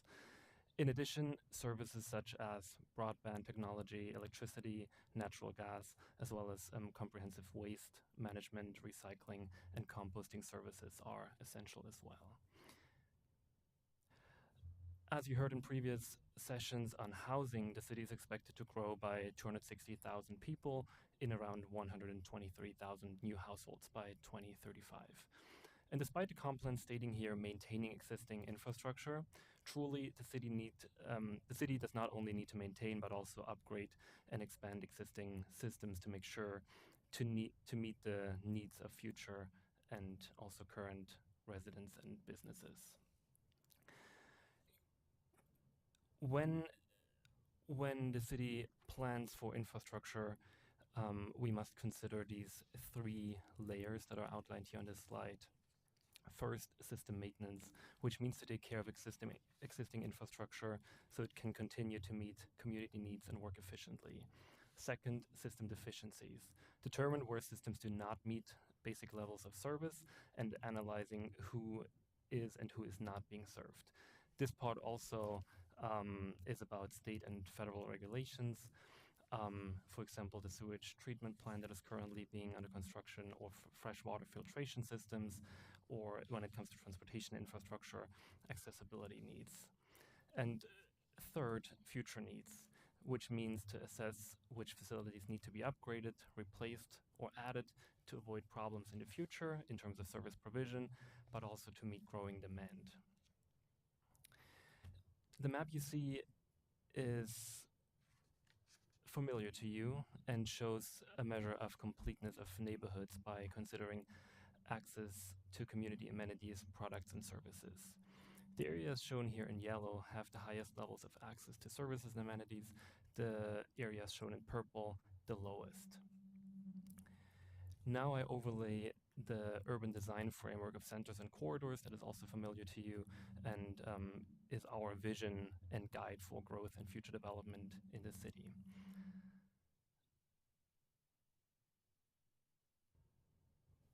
And I wanted to include this map here at the beginning of our presentation to set the stage and provide one concept of thinking about infrastructure investment priorities across the city and how we can look at the systems of centers and corridors from an infrastructure and public facility perspective. Here I highlight 2 neighborhood centers, one southeast Main Street that includes neighborhood corridors Belmont, Hawthorne, and Division, and this is an example of a fairly complete neighborhood indicated in the yellow color underneath in the map. And in contrast, the neighborhood center Rosewood around Burnside and Stark on 148th and outer East Portland ranks among the lowest when it comes to access to community amenities. And please keep these 2 neighborhood centers in mind as we go to the next slide. In this diagram, there's a lot going on, and we see this referenced in different places in the comprehensive plan as well as in the citywide system plan. And let me walk through this to show what is going on here and what it shows us. The circle sizes correspond to center types. So we have the central city as the largest circle, Gateway Regional Center, then we have town centers, and the smallest are our neighborhood centers. The darker red color circles indicate that the centers include a higher than average concentration of vulnerable residents, such as renters, communities of colors, households with low-medium incomes, or lower education levels. The x-axis show the expected population growth, and the y-axis describes the level of infrastructure need. So what it shows us is that centers vary in terms of their current and expected future size, character, and demographic makeup.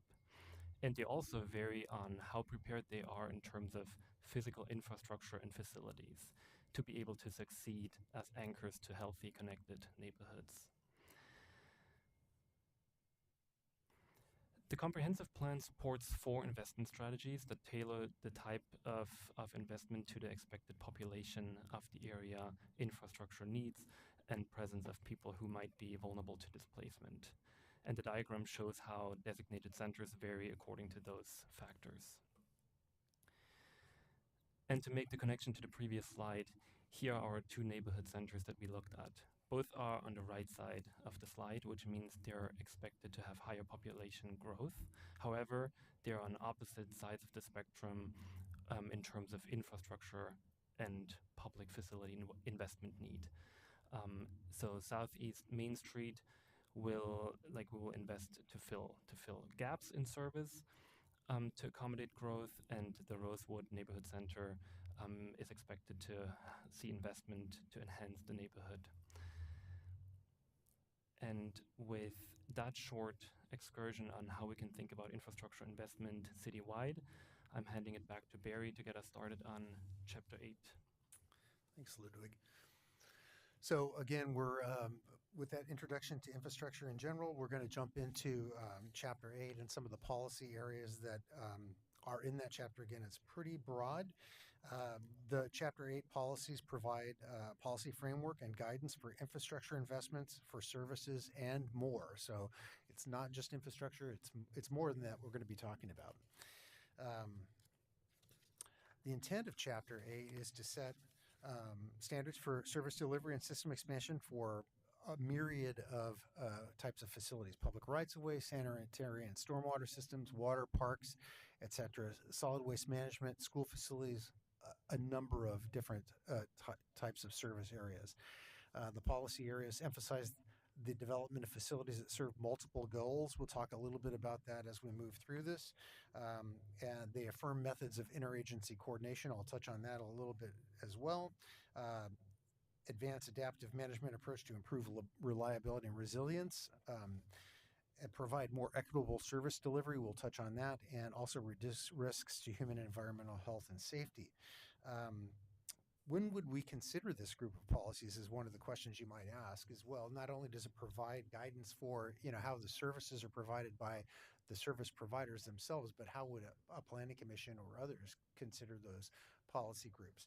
And those policies would set standards for service delivery, as I've said, for the providers themselves, but they're also used to evaluate and guide decisions about extension of public services to annexations and areas outside of Portland City Incorporated limits, and explain how we could provide services there.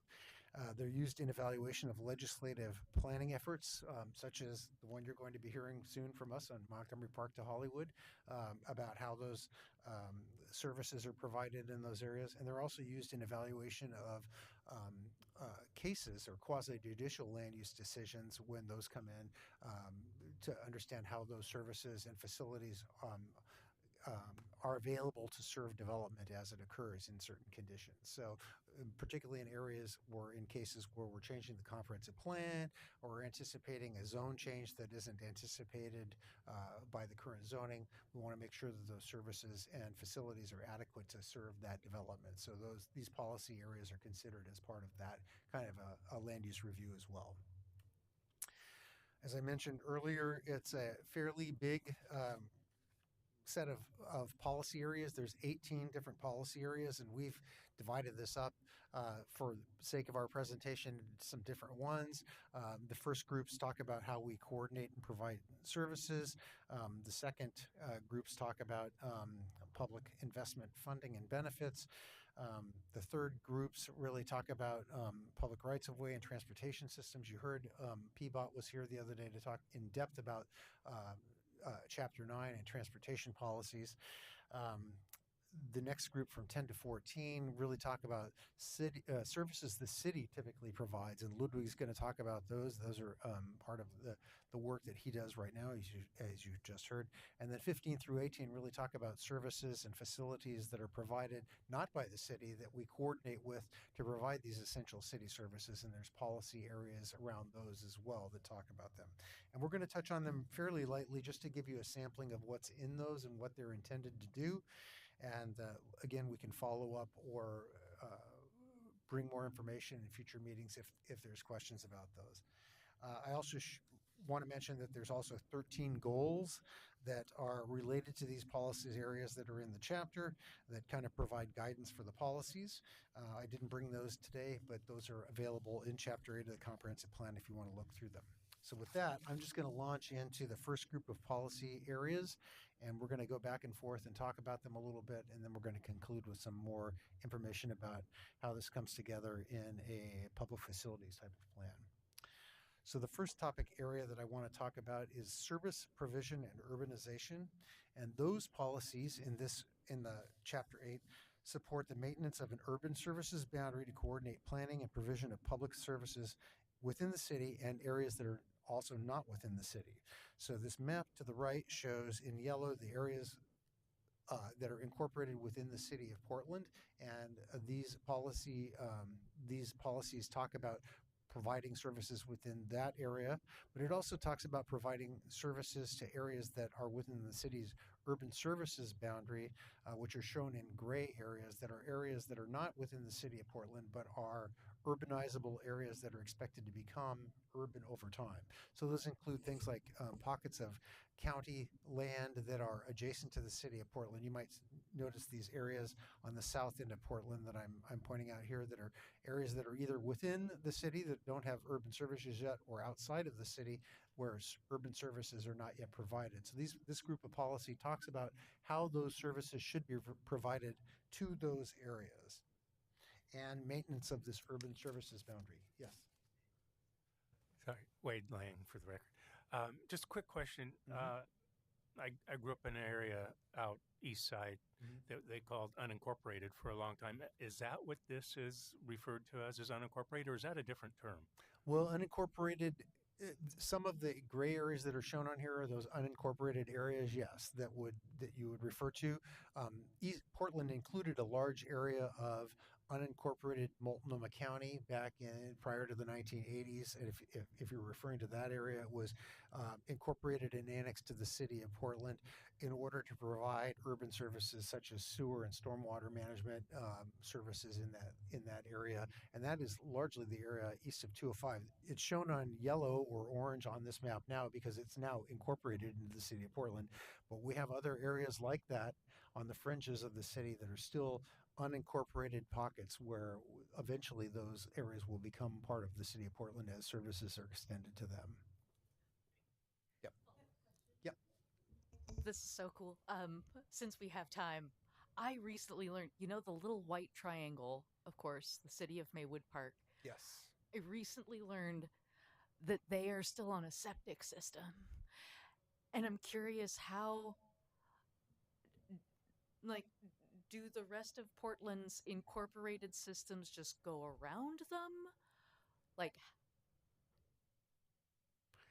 How does that work? I'm going to admit that I don't know the answer to that question off the top. Well, that's one of those ones we'll have to come back to you on. The Portland systems do serve the areas around Maywood Park, but within the city of Maywood Park itself, I'm not absolutely sure how that works. I know that there's agreements that provide different types of services in that area, but I believe they contract with different service providers for some of those different services. They're not always the city. Do you know anything about Maywood? I don't know anything specifically about Maywood. I think that's a good question to have to BES at some point specifically. But I also know that there's other areas within the city of Portland that are also on septic, small pockets here and there. So it's not something specific to an incorporated area. Thank you. I guess it's just because it's in the middle. Yeah. I've always wondered. It's a good question and a good call out here, because we do have areas at the edges where we do anticipate sewer and services being provided. Maywood less clear since it's an unincorporated city. Yeah. So I'm going to go ahead and move on since I couldn't answer that question. Maybe there's another set that I can't answer completely. But the next policy areas are about service coordination and service extension, and this really kind of touches on some of those questions you're asking for at least the areas where we have that are within our urban services boundary. The service coordination policies are really there to outline how we coordinate with other agencies that do provide services in Portland. We provide many services, as Ludwig mentioned, water services, sanitary sewer, stormwater management, water, parks, but there are other agencies that provide public services and facilities within the city of Portland and to those areas that are outside. This group of policies talk about those different service providers and outline how we should coordinate with them. And for instance, policy 8.6 in this talks about interagency coordination. The policy basically says maintain interagency coordination agreements with neighboring jurisdictions and partner agencies that provide urban public facilities and services within the city of Portland's urban services boundary to ensure effective and efficient service delivery. And some of those some of the agencies that we coordinate with, both within the city of Portland's incorporated boundaries and outside, are Multnomah County and ODOT. They provide transportation facilities within the city of Portland that are not PBOT facilities. The Port of Portland provides an airport facilities and port facilities. Gresham, the Clackamas County Service District number 1, and others provide sanitary sewer services in some of those unincorporated pockets that we are within our urban services boundary where we may extend annexation requests. And even within our incorporated boundaries, for instance, the Rockwood People's Utility District provides water distribution services within the city of Portland. So there's a varied package of service providers, and it's very important that we coordinate on it. And this group of policies calls that out and requests and discusses our coordination needs in those areas. Service extension, the next group of policies, really talk about the city's approach towards annexation and service extension to newly incorporated areas. And the diagram or the map at the bottom shows this area in green, which is one of the areas that is an unincorporated pocket that is within Portland's urban services boundary. And it is an area that ultimately we will intend to annex to the city of Portland because it's within our urban services area as properties are provided services. So you can see those 3 little lots there. They have requested services from the city of Portland and they've annexed to the city of Portland. This group of properties happens to be in Clackamas County, but is within our urban services area. Is this okay to ask just random questions? 'Cause this is fascinating. Sure, yeah, you can, but we probably should hang on to some of them for the end. But go ahead and ask Okay, this just a random very one. like Yeah. clarifying. Do people have to vote? Like, is that a voting conversation?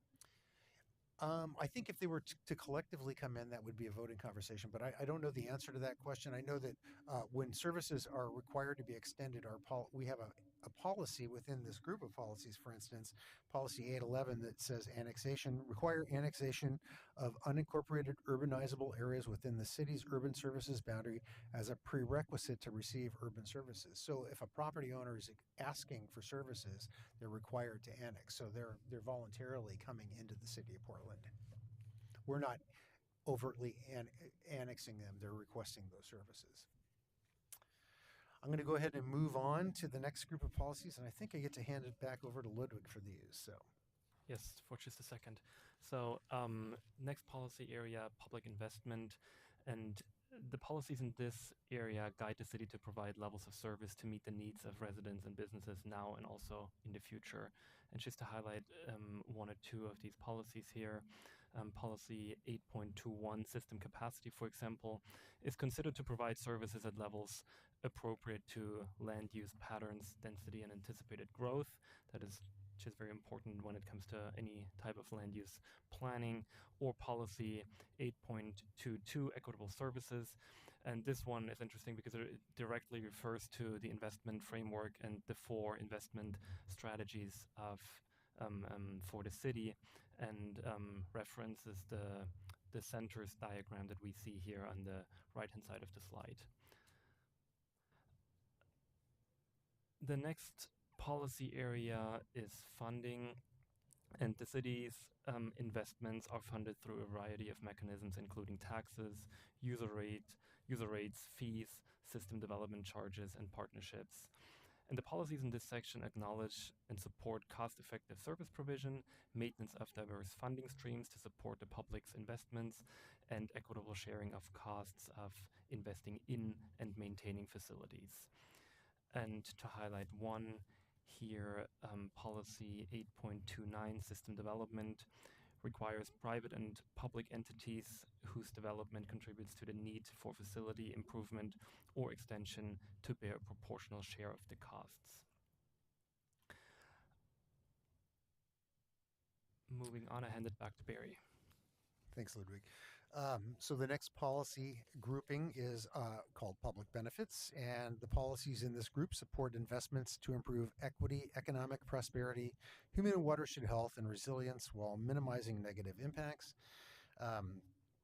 And it includes a group of policies that are really designed to, again, enhance and provide community benefits as we provide services in area. And I'll just call out, for instance, policy 8.32, community benefits, which calls for encouraging providing additional community benefits with large public facility projects as appropriate to address environmental justice policies in Chapter 2. So I think this is an example of a policy that could come to play as we consider investments, transportation investments in the Northwest area to support the MP2H land use issues. So we are considering community benefits or public benefits in that area and how they can best be achieved in that area and serve the community. So that's one of the policy areas in this group of policy areas. The next policy area group that I want to talk about is public right-of-way, another broad group of policies. The policies are intended to support the role of public rights-of-way in providing multiple public services. As I mentioned at the outset, these policies are intended to not only talk about how we provide services, but how the multiplicity of uses that these services might need to meet. So this extends for public rights-of-way into how it serves the transportation, multimodal transportation needs, but they also provide benefits in terms of stormwater management, water distribution, infrastructure facilities are under public rights-of-way, for instance. They provide places to locate private utilities. They also provide tree canopy and community uses, among others. And I'll just call out a couple of policies that kind of illustrate this. Policy 8.43 talks about trees in the right-of-way, and that policy calls for integrating trees into public rights-of-way to support the city's canopy goals, transportation functions, and environmental objectives. So really, what do urban trees do with these right-of-ways? Those policies call for us to consider that. And then policy 846, in terms of right-of-way, addresses commercial uses, and it calls for allowing commercial use of the rights-of-way for the purpose of enhancing commercial vitality if the commercial uses can be integrated in ways that balance and minimize conflicts with the other uses. So you start to see, cafe seating in the right-of-way. So that's an example of our policies and how they're being implemented in reality in different ways. The next area that I want to talk about very lightly is trails. The trails policies really address this unique and somewhat different aspect of city transportation systems. The trail systems, key part of the city's multimodal transportation system. They provide transportation facilities, but they're also part of the recreation system. The trails provide Portlanders with local and regional pedestrian and bicycle connections to access many key destinations. They also provide that recreation function, as I mentioned, and allow Portlanders to experience the city's parks and natural areas in different ways. And in certain parts of town, particularly on the west side, they serve a different connectivity function. And you can see with the map on the right, which is our trails map, that the west side really has a lot of designated trails. The street network, for instance, on the west side is much less complete and much less interconnected than it is in many of the areas on the east side where there's a grid system. So the trails provide a function on the west side that they, a transportation function that they often don't do on the east side. The east side's trails, not, while providing a transportation function, also serve in a recreational capacity in many ways. So one of the policy areas that I'd call out in this group of policies to think about is how to operationalize this is policy 8.57, which is public access requirements. And it talks about requiring public access and improvement of major public trails as shown on that map. And how does that get implemented?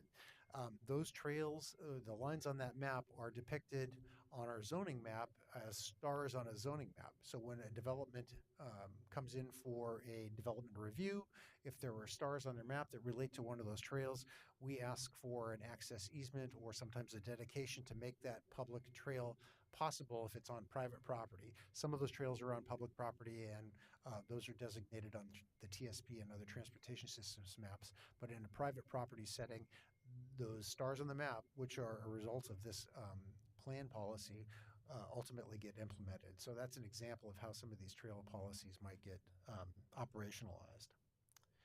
So with that, I'm going to hand it back over to Ludwig to talk about some of the city provided services.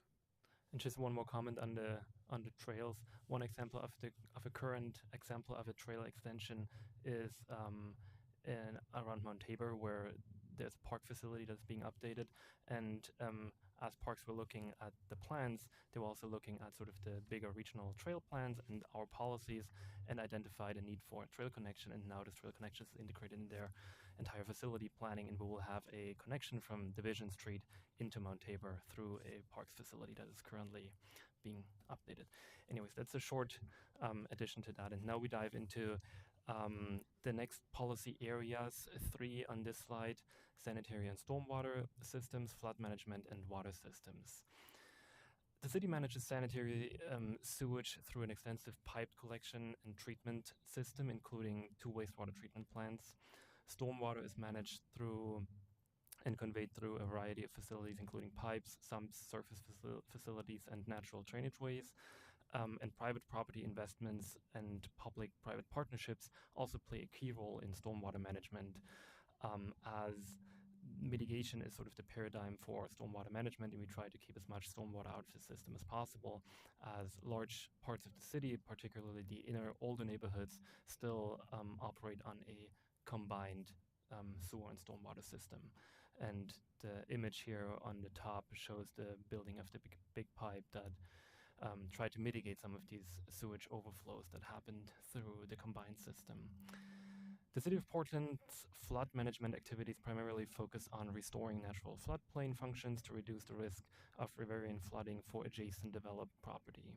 In addition, the City of Portland owns and maintains a seawall along the Willamette River through central Portland, and drainage districts provide flood control and protection services for portions of North and Northeast Portland along the Columbia River. And there's a whole set of policies addressing those activities. And lastly, reliable service and high quality water is essential for all of us. And the 11 policies in this section are intended to protect the quality of water supply while delivering clean drinking water and meeting user needs. The next policy area relates to parks, and parks and natural areas give life and beauty to the city and are essential assets to all of us and for people to connect. The City of Portland manages over 11,000 acres of developed parks and natural areas, as well as local and regional trails, and the urban tree canopy, as well as community gardens. The policies in this section ensure the legacy is preserved for all Portlanders, particularly also for future generations. The policies in this section, public safety and emergency response, reflect a variety of public safety and emergency response services provided by the city that must be maintained and enhanced as the city grows. And this includes police, fire and rescue, emergency communications, and emergency management. And now we've looked at the policies and the policy areas that are related to infrastructure that is owned, maintained, and provided by the city. And now I'll hand it back to Barry, and he will take us through the last 4 remaining policy areas that concern areas that are provided by third-party entities. Great. The two on this slide that I'm going to talk about are the two policy areas are solid waste management and school facilities. So solid waste management, solid waste composting and recycling facilities and services are regulated and provided through a partnership between the city, metro, and franchised haulers and private companies. There's one policy in this group, and it supports sustainable waste reduction, recovery, and management, and the use and reuse of materials prior to disposal. The next set of policies are related to school facilities, and public education and school facilities are provided by, and some people don't know this, but 6 public school districts within the city of Portland, so that's a lot, as well as by colleges and universities, as well as private institutions, and the city is a partner with those folks.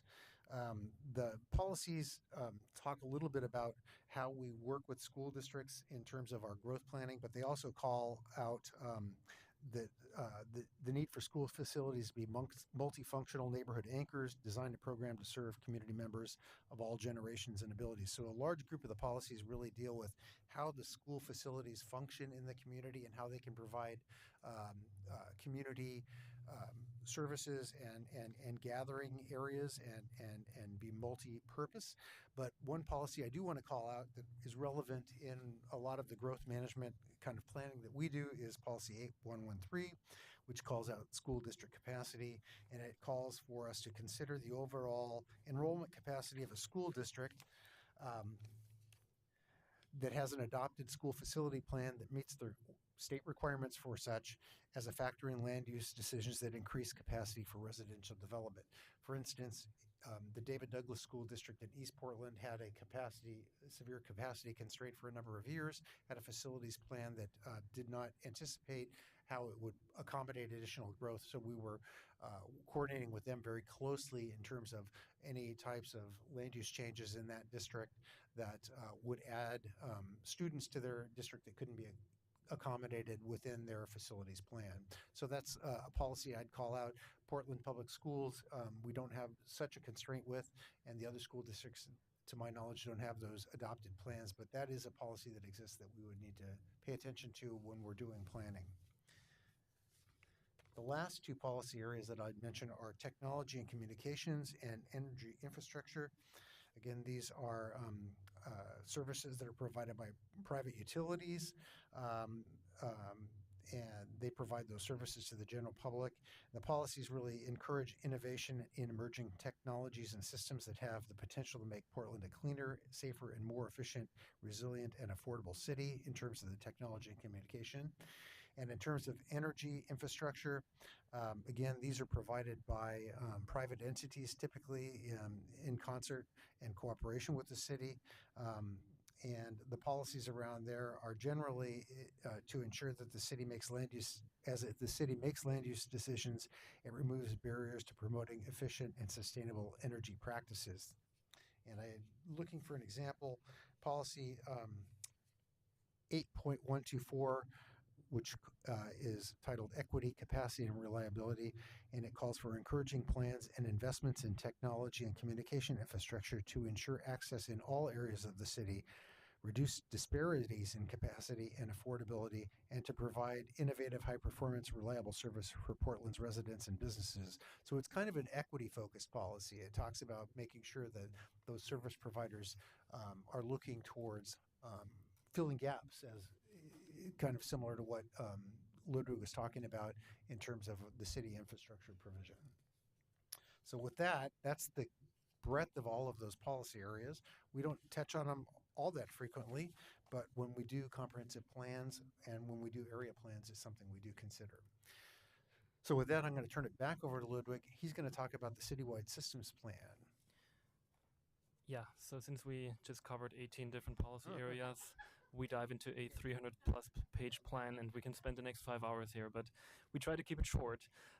And the intent is here to just give you a high-level overview of what the citywide system plan is and how it sort of fits into the comprehensive framework and how it connects and interrelates with the comp plan, the TSP, and all these different acronyms that you hear left and right.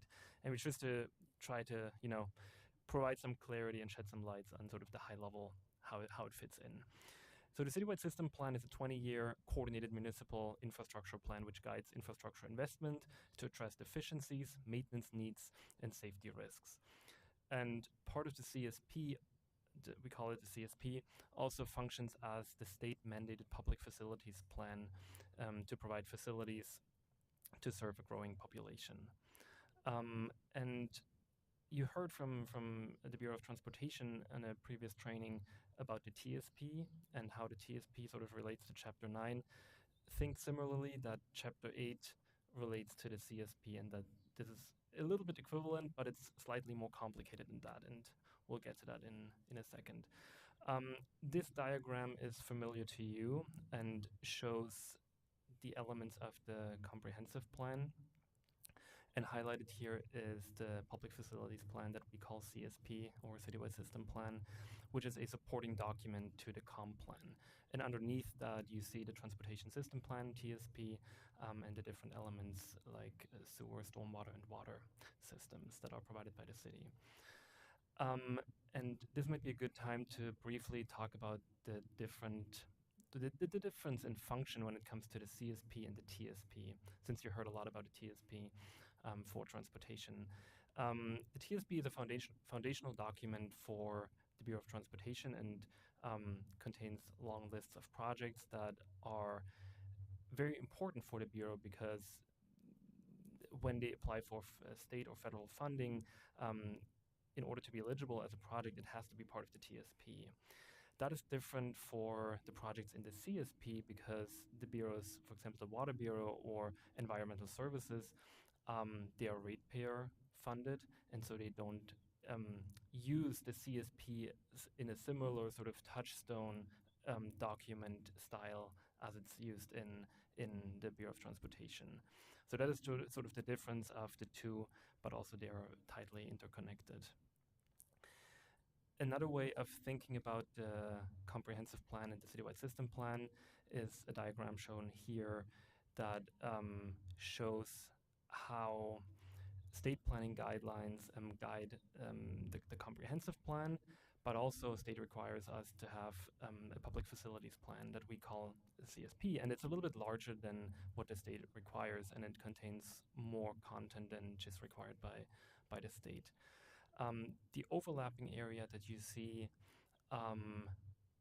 contains the guiding principles and Chapter 8 and 9 from the comprehensive plan, and that is also part of the citywide system plan. So these parts are equally in both plans. And another important element to mention of the citywide system plan is Appendix A, the investment strategy, which is a list of identified projects to meet the city's maintenance, system deficiency, mitigation, and future needs objectives. And it's essentially a collection of project lists for the water system, stormwater system, sewage, and transportation. However, the transportation part, again, is pulled out and part of the TSP, so it's a little bit confusing at times. And a subset of the investment strategy, which is a long list of identified projects, becomes the list of significant projects, which then again is part of the comprehensive plan, and you find it in the higher left corner in this little box that is pretty much an element of the comprehensive plan. And so the list of significant projects includes only projects that relate to required services by the state statute and are required to meet existing and planned capacity needs. So it doesn't include parks and other services, for example. The list of significant projects does not include projects that are solely maintenance related, meaning projects that do not contribute to meeting existing or future capacity needs. And that is pretty much all we just wanted to sort of highlight on what the citywide system plan is and give you a very high-level surface scratching overview. And that almost concludes our training, and I'll hand it back to Barry to walk us through the key takeaways. Thank you for your attention. And we're just going to wrap up here. Just the key takeaways from Chapter 8. Again, it was a broad-ranging chapter. You know, just it addresses infrastructure, but it also addresses other services that the city either provides or partners with. It's the city and other providers that are doing those services, so it's not always the city of Portland. We have policies in there amongst multiple different policy areas that talk about coordination with multiple agencies, as well as private entities for that matter. As Ludwig mentioned, in terms of infrastructure, it's not only about growth, but it's about maintenance and deficiencies. So those are important things to think about. And that, as I've expressed, and we've both expressed as some of these, you know, some of the policies are really touchstones that we have to consider as part of our planning processes, particularly if we're coming in and talking about changes that might add density or change the characteristics of a place. So with that, we'll open it up to any questions you might have. Great overview. Thank you so much. Any questions from commissioners? Yeah.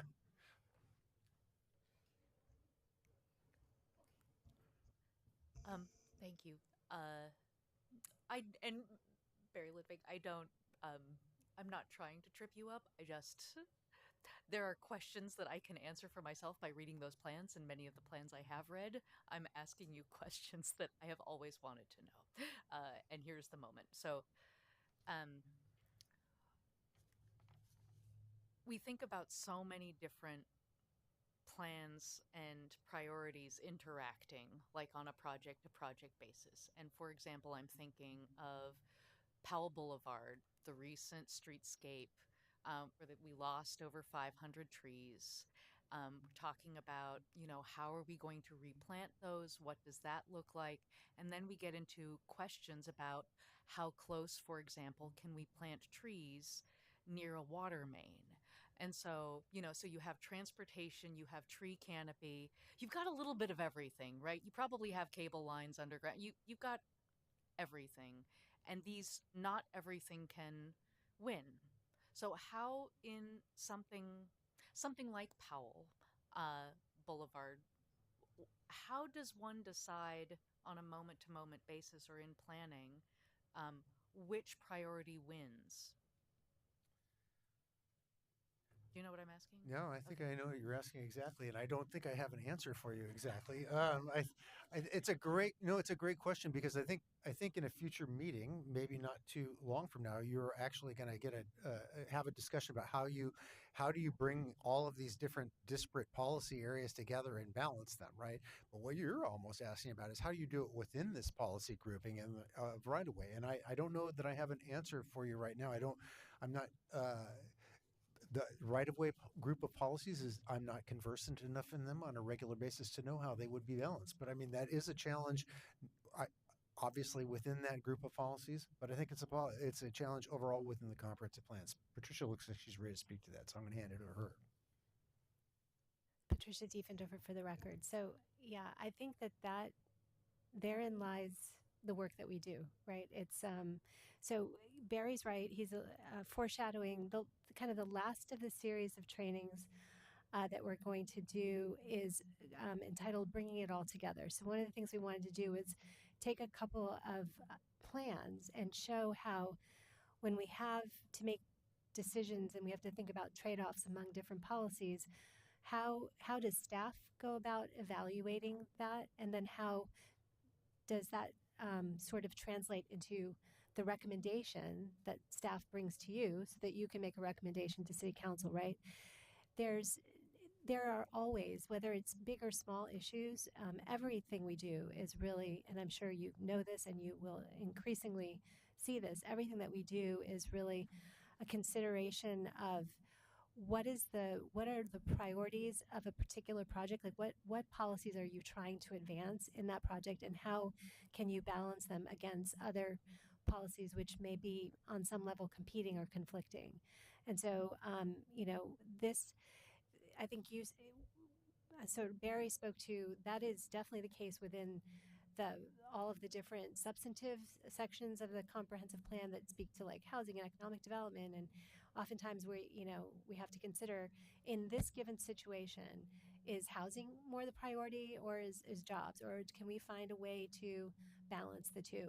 Specifically as it relates to this chapter and the infrastructure chapter, I think you're raising up an issue that is largely, one of the competing needs to be accommodated in the public right of way, right? You have, not only do you have the infrastructure that all need space in the public right of way, but you also have the prioritization of modes, right? Like we often talk in the TSP, and I know it's come up in different conversations. How does the city evaluate and decide which modes are going to be prioritized on a given right of way? Those are, so I think there's sort of generally two answers to your question. If the question is being called as a result of a private development project, then that's where the development review process and the public permit process as a component of that development review process on a case-by-case basis, that analysis is done. It's like we have this project, we have a requirement that you do trees, and we have a requirement that you, put a street light in. And there may be some, I know from my past experience from my past cities, there's spacing requirements. You can't have a tree within so much distance of a street light. And then how do you decide which of those wins, or can their placement be adjusted? That all happens at a very granular level when you're doing it through the development review process. When you're doing it, when you're asking and looking at that question in the context of a larger planning process, like we're planning for an entire corridor, like say 82nd Avenue or Powell in this example, or even the reconstruction to some degree of 23rd Avenue, which we heard about through, the briefing on the Montgomery Park to Hollywood project. That is, essentially city staff of all the different bureaus sitting down and working together and looking at how do we accommodate all of these things in the right of way. And at some point that becomes the project. And, as we've talked about in the sort of our above the line, below the line conversation, right? Planning Commission sets the big vision and the policies. And then once, a line is on a map in TSP, right? That line then is further refined through transportation planning processes that are more implementation of comp plan and are more the purview of PBOT and are not really kind of at that level before the Planning Commission for those kinds of decisions. Because the kind of decision that the Planning Commission is making is, should this be a pedestrian priority street or a transit priority street, or what? I'm just making this up right now just for illustrative purposes, right? But that's the level of decision happening at the Planning Commission. And then how the decisions you make about the cross section of the street, for example, and exactly how much space you're going to give to sidewalk versus bike lane versus cars or transit, that decision is made at the point where a project is being, refined and actually as a capital project. So the answer to your question, this is very roundabout, and the answer to your question on Powell, I don't know the specifics of Powell, but I think, that was a capital project where there was a plan that was done, analysis was done, the cross section was, developed, and it was ascertained where different things can fit on the street. And I don't know exactly how or why it came down the way it did, but that's the process that it goes through. Does that help at all? Yeah.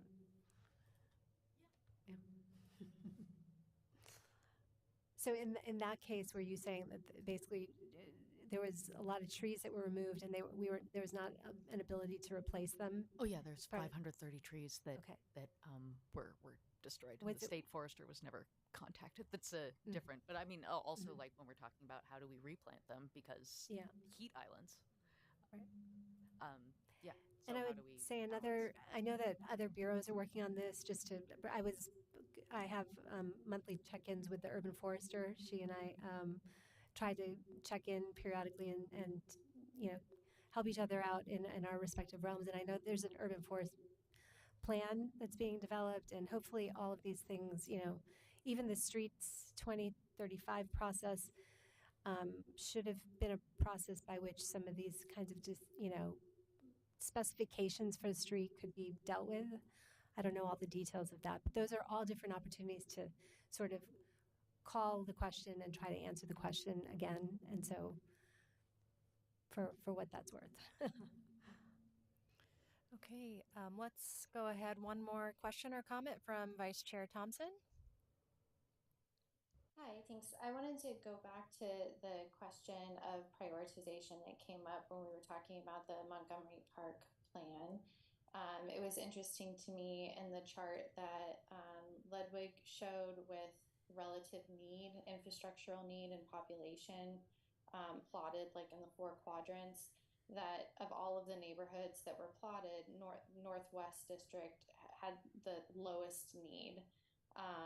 And there were many East Portland neighborhoods, for example, that had high need and high population.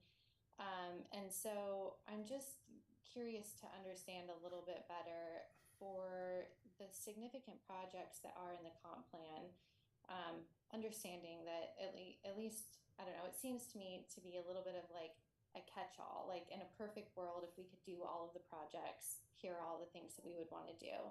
So does the comp plan address how to prioritize those different projects?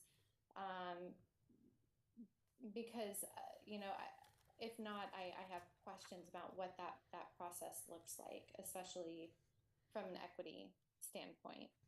So that's the question. And then I guess the request would be, if it's not too much work, and maybe it would be appropriate to do this as part of the training wrap-up, if we could have a very brief presentation or overview on the work plans, both at BPS and PBOT for the next couple of years, that pull out those major transportation or those significant projects that are actually getting attention and are actually moving forward, just so that, as we look at things like the Montgomery to Hollywood plan, we have a little bit greater context for other work that's happening and where efforts and focus and likely dollars are being allocated throughout the city.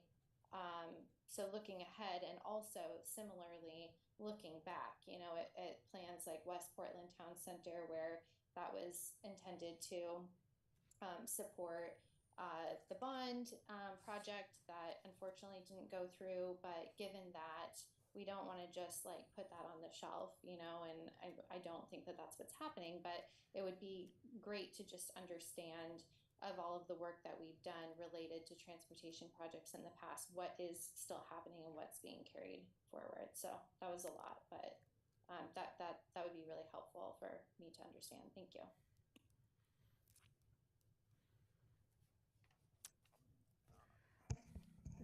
Patricia Diefender for the record. We'll certainly try to come back with more information. I would say that prioritization is dealt with probably in a couple different ways. And actually, we had finally hard copies of the comp plan to give you, but I think there was a miscommunication. We didn't bring them today, so we will bring them at the next time we meet to give you the hard copies. But I think it's probably expressed in a number of different ways. I think there's probably some amount of discussion about the projects that are in the and Barry and Ludwig, if you can correct me on this, please feel free to. But the projects that are in the significant projects list in the transportation, the TSP, are they're a financial, they're ones that there is some funding, or it's because we do a cost constrained project, right? So it's not every project we would ever potentially want to do, but it's projects that have been costed out, and there's some sense of that they could be funded in some near-term horizon. But prioritization, there may be some guidance as to prioritization in that. And then there's the prioritization that's kind of found throughout the comprehensive plan through the policies, like the equity policies that I think you and Vice Chair Thompson are kind of referring to. So there's those policies and that kind of guidance that might exist about prioritization, but I think there's also sort of opportunity that arises, right? And so the West Portland Town Center plan, I think, is an example of light rail creating an opportunity. I would, I think that in the case even of Montgomery Park to Hollywood, the opportunity is that there's a streetcar line already there, that an extension of which is kind of a affordable by the standard of transportation projects, and there's opportunity and kind of sort of trends show that there's the sort of development interest, so that there's likelihood to see projects in that area in the more near term. So it's a combination of these things that inform how, where we pursue different projects as a city, both land use and transportation. Oftentimes, it's funding opportunities are also drivers. So I just wanted to kind of point that out because it's a combination of all of these different considerations. But we will come back to you with more information on that. I would add to that just to say that we would apply and look at the equity-based policies in the plan when we're evaluating a project. So I'm not speaking to the nature of which geographic area might have a project selected for it, but within the project itself, we are looking at those equity-based policies to understand how do we evoke those public benefits and those equity-based outcomes in the work that we're doing. So there's a lot of internal staff discussion, and then community conversations about that as well.